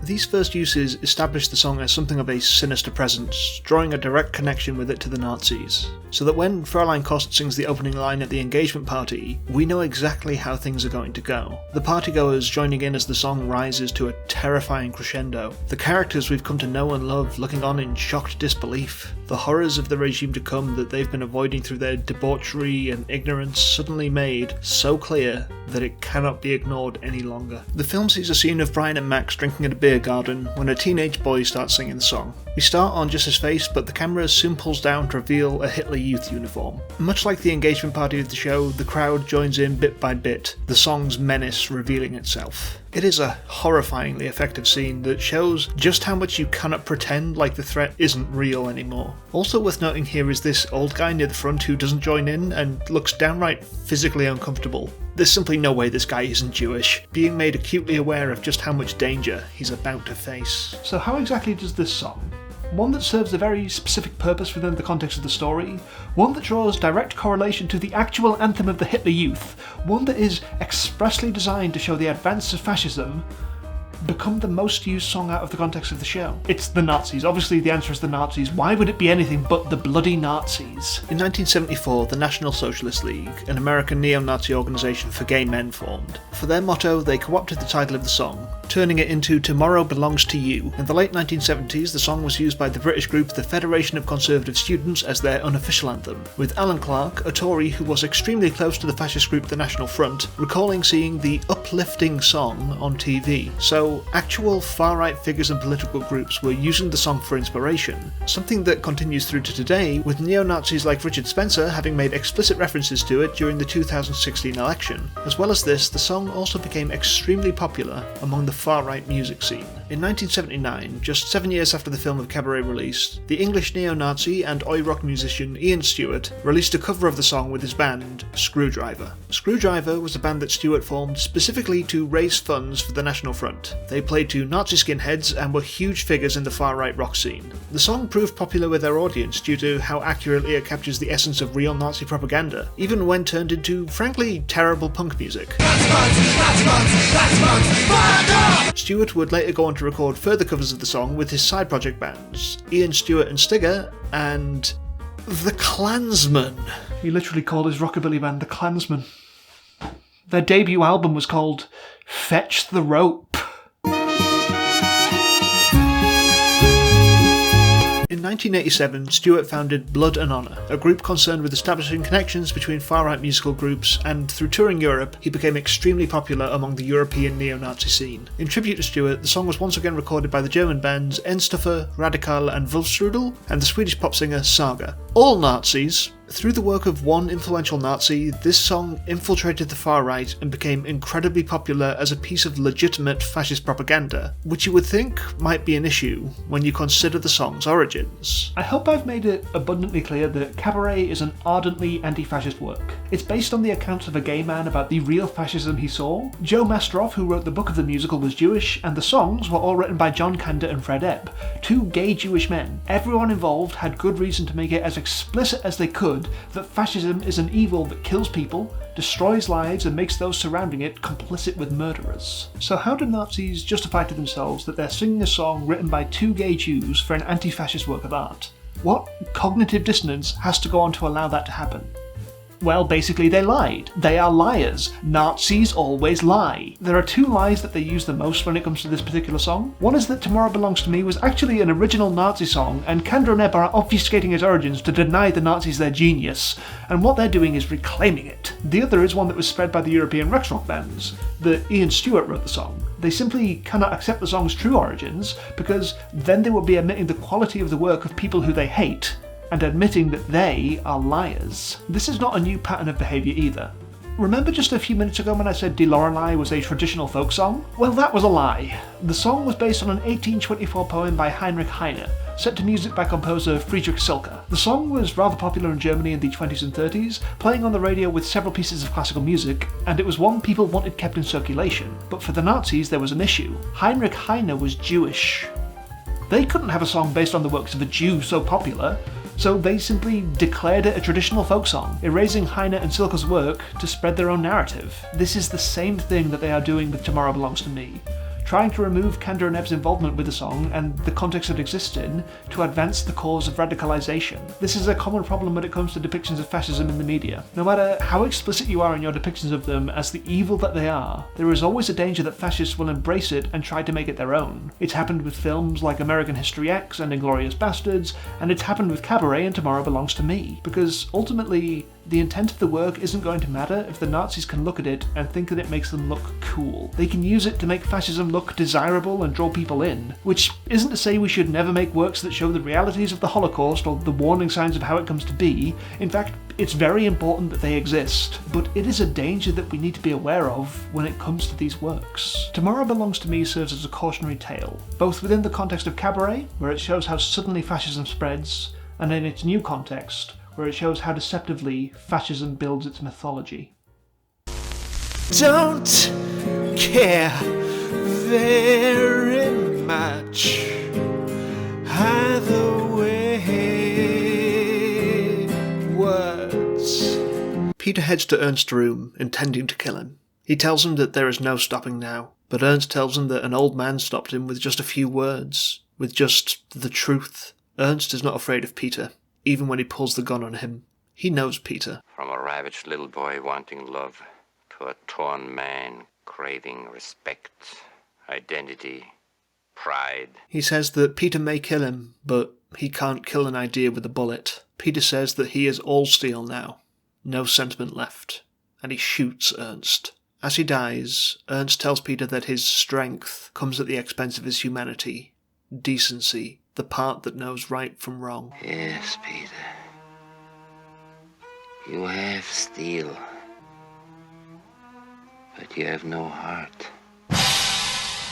In 2021, a new production of Cabaret opened on London's West End. In the lead up to this, John Kander gave an interview with The Guardian, where one moment, discussing the themes of the show and the original production, particularly caught my interest. What all of us were a little naive about was that it was neither brand new, nor was it going to end. Every time there is a major production of Cabaret, there's this horrible feeling of, why is it so pertinent now?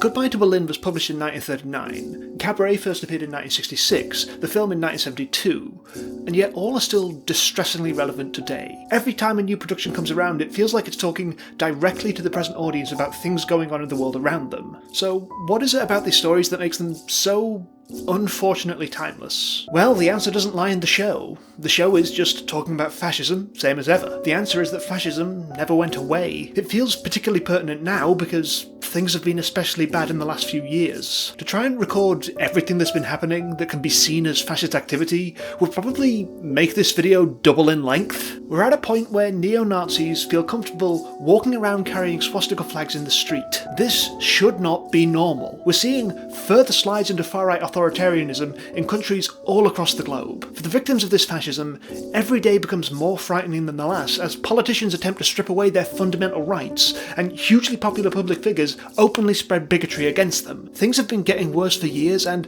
I would not be able to list all of the ways it has in a cohesive manner. Instead, I'm going to focus on a few specific things that speak to a wider pattern. One of the most significant events of the last few years is unquestionably the attack on the US Capitol building on January 6, 2021. In an attempt to overturn the results of the 2020 election, roughly 2,500 Donald Trump supporters stormed the building on the date of the confirmation hearing. They sought to enter Congress with violent intentions. While in the building, they damaged property, stole private information, and took selfies with the cops? Sure, that tracks. The fascism is clear here. The recently defeated President of the United States urged a mob of his followers to discard the will of the people and maintain his position by any means necessary. It was a direct act of terrorism from a failed regime trying its hardest to become totalitarian in one fell swoop. Also, literally on the day I came to record this, it was revealed that over 7 hours of Donald Trump's phone call logs for that day are missing, which sure is interesting, eh? It ultimately failed because the police, after practically opening the doors and hanging out with them in the building like pals, eventually did what is supposed to be their jobs. But hey, I guess they were probably tired after a long summer of arresting non-violent protesters, shooting journalists and murdering innocent black people. Beyond just the actual events themselves, we also have to take into account who it was that carried them out. Who was it building the gallows with which they planned to hang Vice President Mike Pence? There were significant numbers of several well-known alt-right groups present at this coup attempt, many of whom were also present at the infamous Unite the Right rally in 2017. There were people carrying various flags with white nationalist ties, including Confederate flags, America First flags, and Kakistan flags. No one there was even attempting to hide who they were. Arrested at the scene and indicted later in the year was Stuart Rhodes, founder and leader of the Oath Keepers. The Oath Keepers are a far-right militia primarily made up of former military and police who claim to be keeping the oath they made as members of those organisations to protect the Constitution. They have been in several armed standoffs with the government, patrolled voting sites to intimidate voters of colour under the guise of preventing voter fraud, something that is proven almost non-existent, and provided unofficial security for various far-right protests, including Unite the Right. They view themselves as patriots, defending their country from the corrupting influences of Marxism,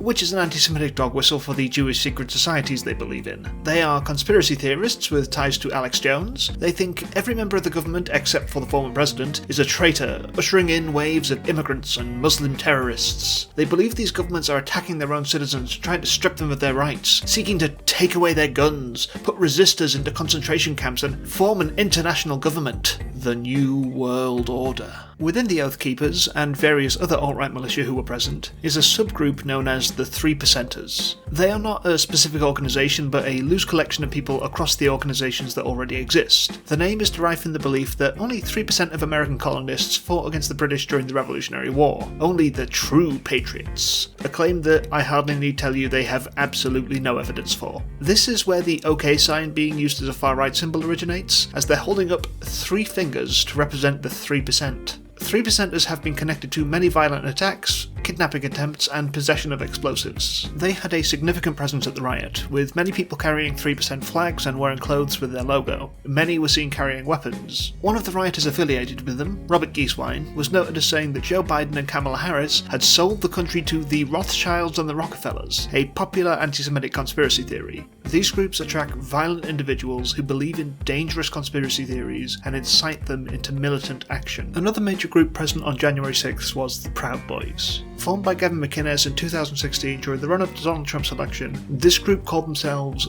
Western Chauvinists, who are standing against political correctness and white guilt. They deny connections to the alt-right and neo-Nazis while clearly displaying these connections with every action they take. They attend every major far-right gathering, regularly get into brawls with counter-protesters, and their members express Islamophobic, anti-black, anti-Zionist and anti-Semitic racism all the time. They are unquestionably part of the far-right, but like so many groups in that position, they pretend that they aren't. McInnes has worked very hard to try and downplay the more open bigotry of its members. He wants to present a public-friendly face, doesn't want to be completely shut out of public spaces, so the Proud Boys are presented as not fascist, which actually works against their members who want to be more fascist. They think that McInnes is too soft for them and they often move on to even more extremist groups. But to these people, he and the Proud Boys often served as the gateway, giving angry, displaced white men a community who plays to their frustrations and leads them into even worse beliefs than they already had. These groups only made up a portion of who was present at the coup attempt. There were other organisations and just as many people who weren't officially part of any individual organisation but were strongly affiliated with their cause anyway. The event was fascist from the ground up. These people felt comfortable walking up to the United States Capitol carrying Nazi flags.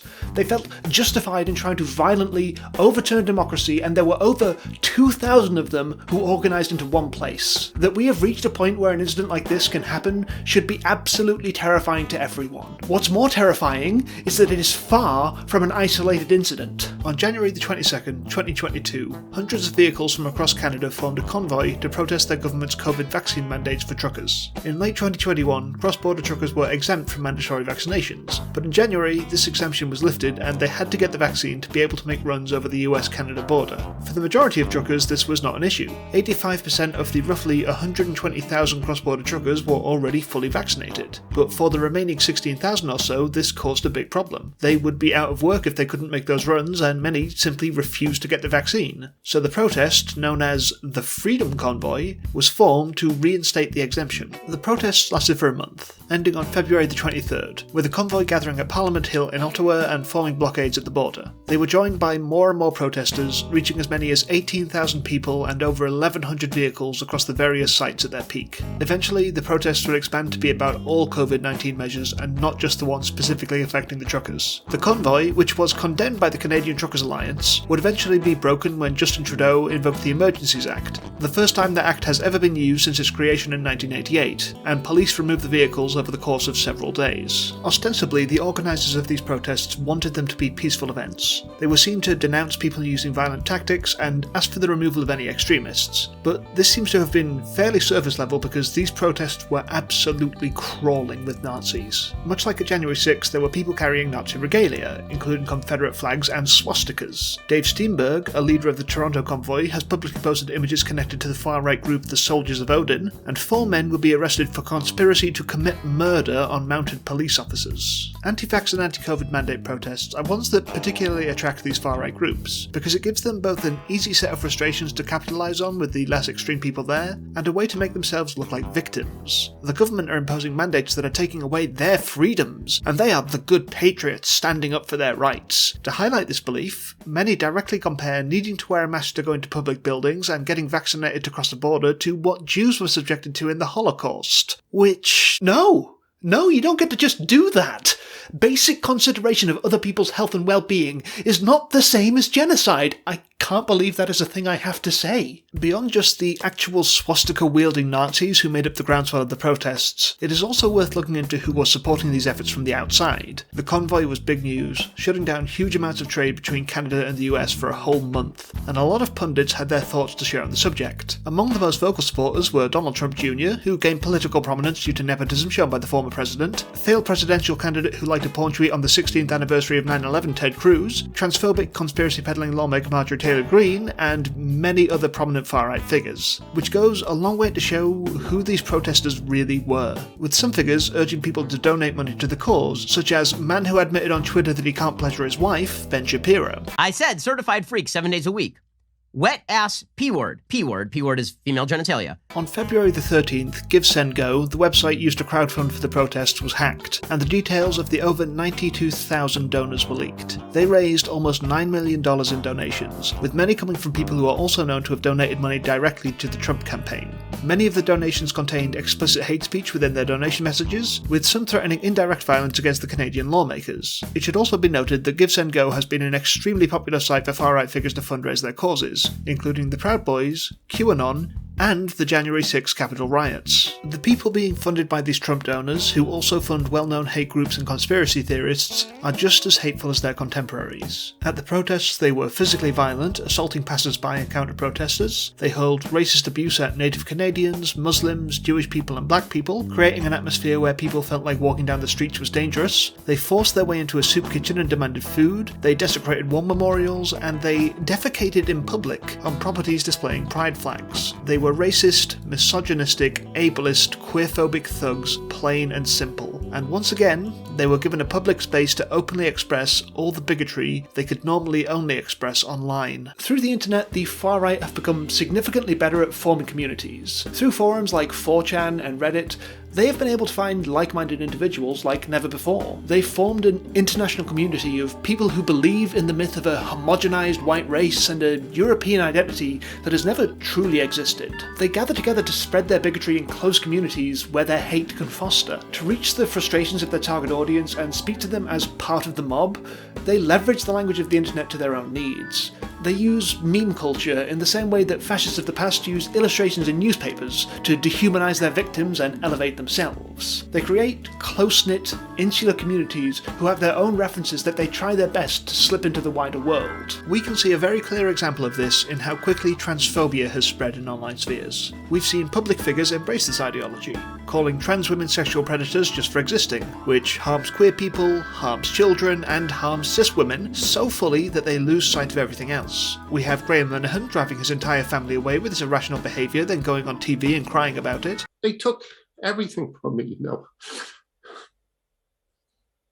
Wow, that's the first funny thing he's done since, 2008, and J.K. Rowling cozying up to far-right anti-LGBT, anti-abortion figures in her quest to prove herself right about the lies she's spreading. And while I've been editing this video, she threw a lunch for a literal transphobic hate group on the same day that thousands of people were out protesting conversion therapy, so that's great. We also see people like serial rapist Lily Cade being published in a BBC article, which encouraged her to write a hate manifesto where she called for the lynching of several prominent trans women. These public figures in turn inspire everyday people to embrace this hatred. Emboldened by seeing the author of the anti-Semitic Goblin book series they made their entire personality as a teenager sharing their bigotry, they dive headfirst into communities built around it. In closed groups on Facebook and Telegram, they say all the things that is too bigoted for them to say in public and radicalize each other. Every trans person I know has suffered harassment from these people. They are obsessed and seem to spend every waking moment frothing at the mouth to hate people who just want to exist as themselves. It should come as no surprise that a community built and fostered on hatred and spreading misinformation have a lot of close ties to the alt-right. In June and July of 2021, we saw anti-trans activists protesting We Spa in Los Angeles over an incident where a cis woman claimed to have seen a man pretending to be a woman showing his penis in the women's changing room. Now, while it should be noted that the truth of this case has not been closed, and the trans woman being accused is a registered sex offender with a history of similar charges, it doesn't really matter what the truth is, because either way, it gave them the opportunity to make a fuss and protest. The TERFs who started this protest were joined by none other than the Proud Boys. They didn't reject this help and reconsider their cause, they just accepted it and carried on. When you are openly aligned with an actual hate group, who many view as the gateway into further extremism, then what exactly does that make you? As well as the ease with which online communities have allowed transphobia and racism to spread, they also work in some far subtler ways to spread their messages. To give an idea of what I mean, let's just examine a particular case. You may well have heard of the Bored Ape Yacht Club, probably the most well-known peddlers of the environmentally disastrous pyramid scheme of NFTs. You know, the ones who make those ugly as sin ape pictures that rich celebrities buy as status symbols. In January 2022, Ryder Ripps published a webpage explaining the company's clear ties to the alt-right scene. The project was launched by a company called Yuga Labs, named after Kali Yuga, an element of alt-right traditionalist ideology. The company's 4 co-founders all use pseudonyms drawn from anti-Semitic stereotypes, references to banned films featuring child pornography, anagrams of racist slurs, and literally just the letters SA and SS. Then there's their logo, which looks like this. Seem familiar? Yes, their logo is literally just the SS logo, even down to the same number of teeth, which by the way is 18, a number that holds significance with Nazis, because 1 equals A and 8 equals H. A-H. Do I even need to tell you what that stands for? And I know that sounds ridiculous. Even the number 18 is a Nazi dog whistle, but it is intended to sound nonsensical. I am meant to look like a paranoid lunatic for pointing it out, but it is there, and the people in the know can see it and spread it to all their friends in the community. Then there's perhaps the most obvious aspect of the Bored Ape Yacht Club's ties to all this. Remember earlier in the video when I discussed Simeonization? Well, what exactly do you think these are?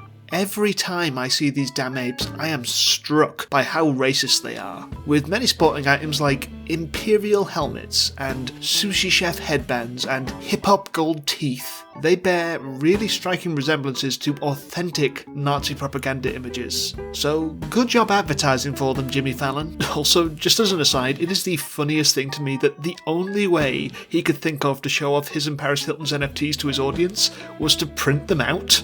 The man fudged his own token. There is some really insidious racism out there that a lot of people seem not to even realise is racist. Sometimes these are done with deliberate intent, as seems to be the case with the NFTs, and sometimes they are done almost accidentally through cultural osmosis of the stereotypes, like the goblins in Harry Potter being hook-nosed greedy bankers. Oh, the new game's about blood libel?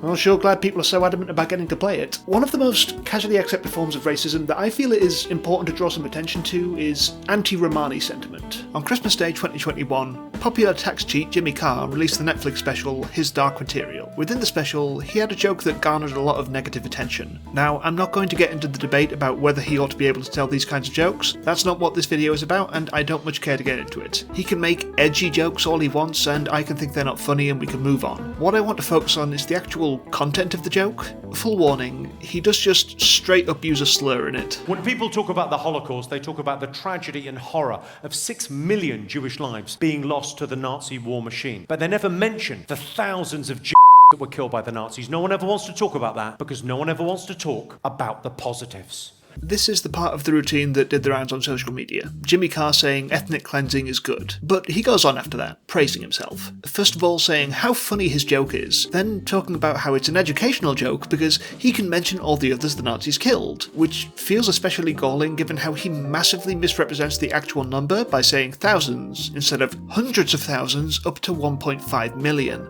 Then he does a bit where he puts on an effeminate German accent to make a joke about sending Jehovah's Witnesses to the gas chamber.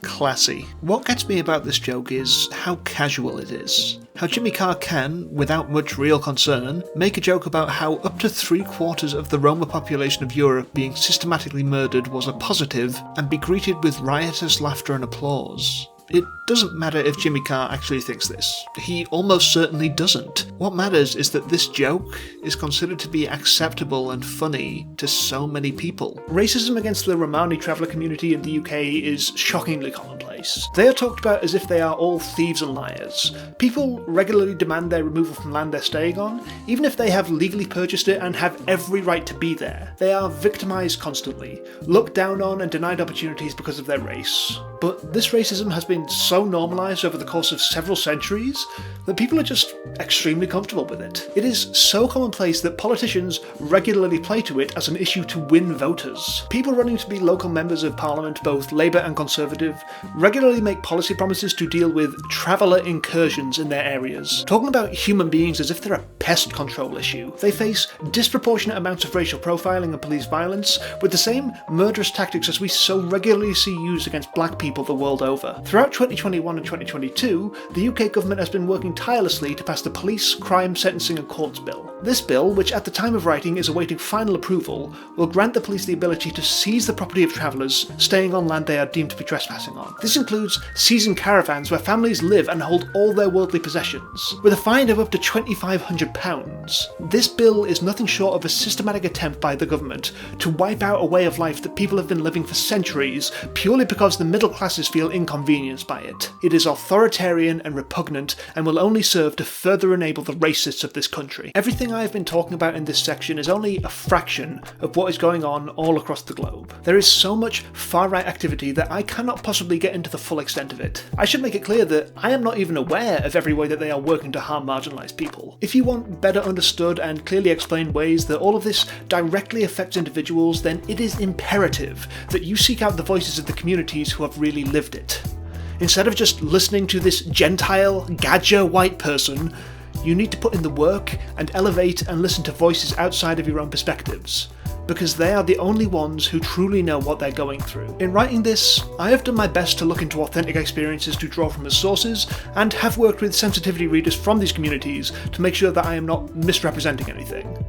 I want to thank them all for making this script better. I will also be linking to sources and accounts from these communities in the etc. The position that so much of the world is in right now can be seen as analogous to Isherwood's in the Berlin novels in many ways. We are on the precipice of disaster. Many people are already facing that disaster head on, and we need to be aware of it. The longer we sit around thinking that we aren't affected by this, the easier it becomes for fascists to work their will and get people killed. We need to wake up. So if you kiss me, if we touch... Peter returns to the hall, where he hears the voice of his benefactor telling him he did the right thing. He's steel. He has no regrets. Peter simply removed a disease, and now he feels like he is immortal. They are immortal. The police then arrive, seeking to arrest Peter for the murder of his associate, Nick. A short chase ensues and Peter is shot. As he lies in the gutter, dying, tears streaming down his face, he says that there's been a terrible mistake. He can't possibly die like this, because he's made out of steel. At the end of Cabaret, Cliff leaves the country. As his train departs, he reflects on his time in Berlin, knowing he'll never be able to return. You did not find our country beautiful. Yeah, I found it beautiful. As he ponders this, he starts to write his book. There was a cabaret, and there was a master of ceremonies, and there was a city called Berlin, in a country called Germany, and it was the end of the world.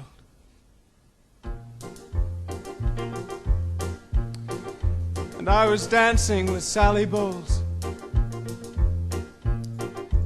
We were both fast asleep. This leads into a reprise of the opening song, Willkommen, as the MC addresses the audience. Where are your troubles now? Forgotten? I told you so. We have no troubles here. Yeah. Life is beautiful. The girls are beautiful. Even the orchestra is beautiful. For all the horrors that we have witnessed, for everything that is to come, people still don't want to care. They want to indulge, live their lives and forget their troubles. They are all fast asleep. The play intercuts the number with pieces of dialogue from the people Cliff met along the way. We see the state that they are left in. Herr Schultz in denial about the dangers he faces, Fräulein Schneider set down a path of loneliness, Ernst gaining confidence in his hateful views, and Sally, stuck forever, living her life as an empty cabaret. In the 1993 production, the number ends when the MC removes his coat to reveal a prisoner of war uniform, with patches of the Star of David denoting Jewishness, a red star denoting a political prisoner, and a pink triangle denoting homosexuality. The message is clear. This is the end result of the complacency of the Kit Kat Club lifestyle, pretending that everything is beautiful while the world is ending. If you refuse to wake up, then people are going to die. This could have been avoided, and as much as we all say that it must never happen again, we're all fast asleep while it's happening in front of us. The end of the film hits on a complementary idea. After the MC finishes the song, the camera pans across a distorted mirror. This is the same shot the film opens on, reflecting the audience back to themselves. At the start, they're just normal people looking for a good time, but at the end, there are Nazis among them plain to see, a welcomed part of the crowd, no longer thrown out by objecting patrons, but more than just a reflection of the audience in the club. This is a reflection of the audience watching the film. You are meant to look at this and see a truth that the film has been trying to reveal to you. There are Nazis out there. Racist, ableist, queer-phobic, misogynistic bigots who will stop at nothing until they have achieved their aims. They are sitting right by you, and they're not even trying to hide who they are. One thing's fair, I don't care very much. From Peter's body, we see the shadow of Hitler walking away, as Rod Serling, a Jewish, anti-fascist educator and activist and writer of the episode, makes a speech, asking, where will he go next? This phantom from another time, this resurrected ghost of a previous nightmare. Chicago, Los Angeles, Miami, Florida, Vincennes, Indiana, Syracuse, New York. Any place, every place, where there's hate, where there's prejudice, where there's bigotry. He's alive. He's alive so long as these evils exist. Remember that when he comes to your town. Remember it when you hear his voice speaking out through others. Remember it when you hear a name called, a minority attacked, any blind, unreasoning assault on a people or any human being. He's alive because through these things, we keep him alive.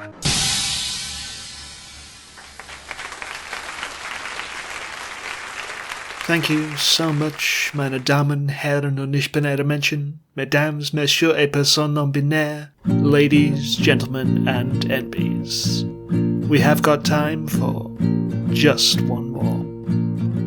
Why should I wake up? This dream is going so well. When you're enchanted, why break the spell?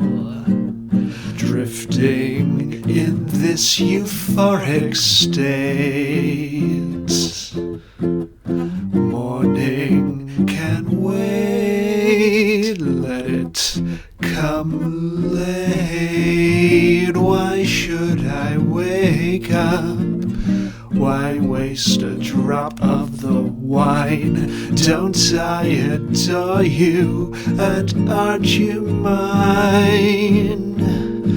Maybe I'll someday be lonely again, but why should I wake up till then?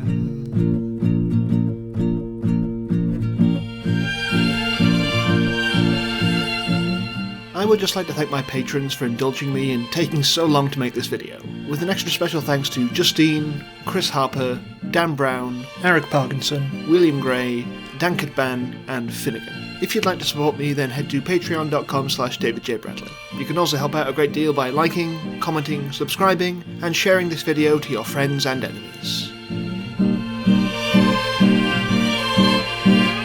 Drifting in this euphoric state. Morning can wait, let it come late. Why should I wake up? Why waste a drop of the wine? Don't I adore you, and aren't you mine? Maybe I'll someday be lonely again, but why should I wake up? Why should I wake up? Why should I wake up?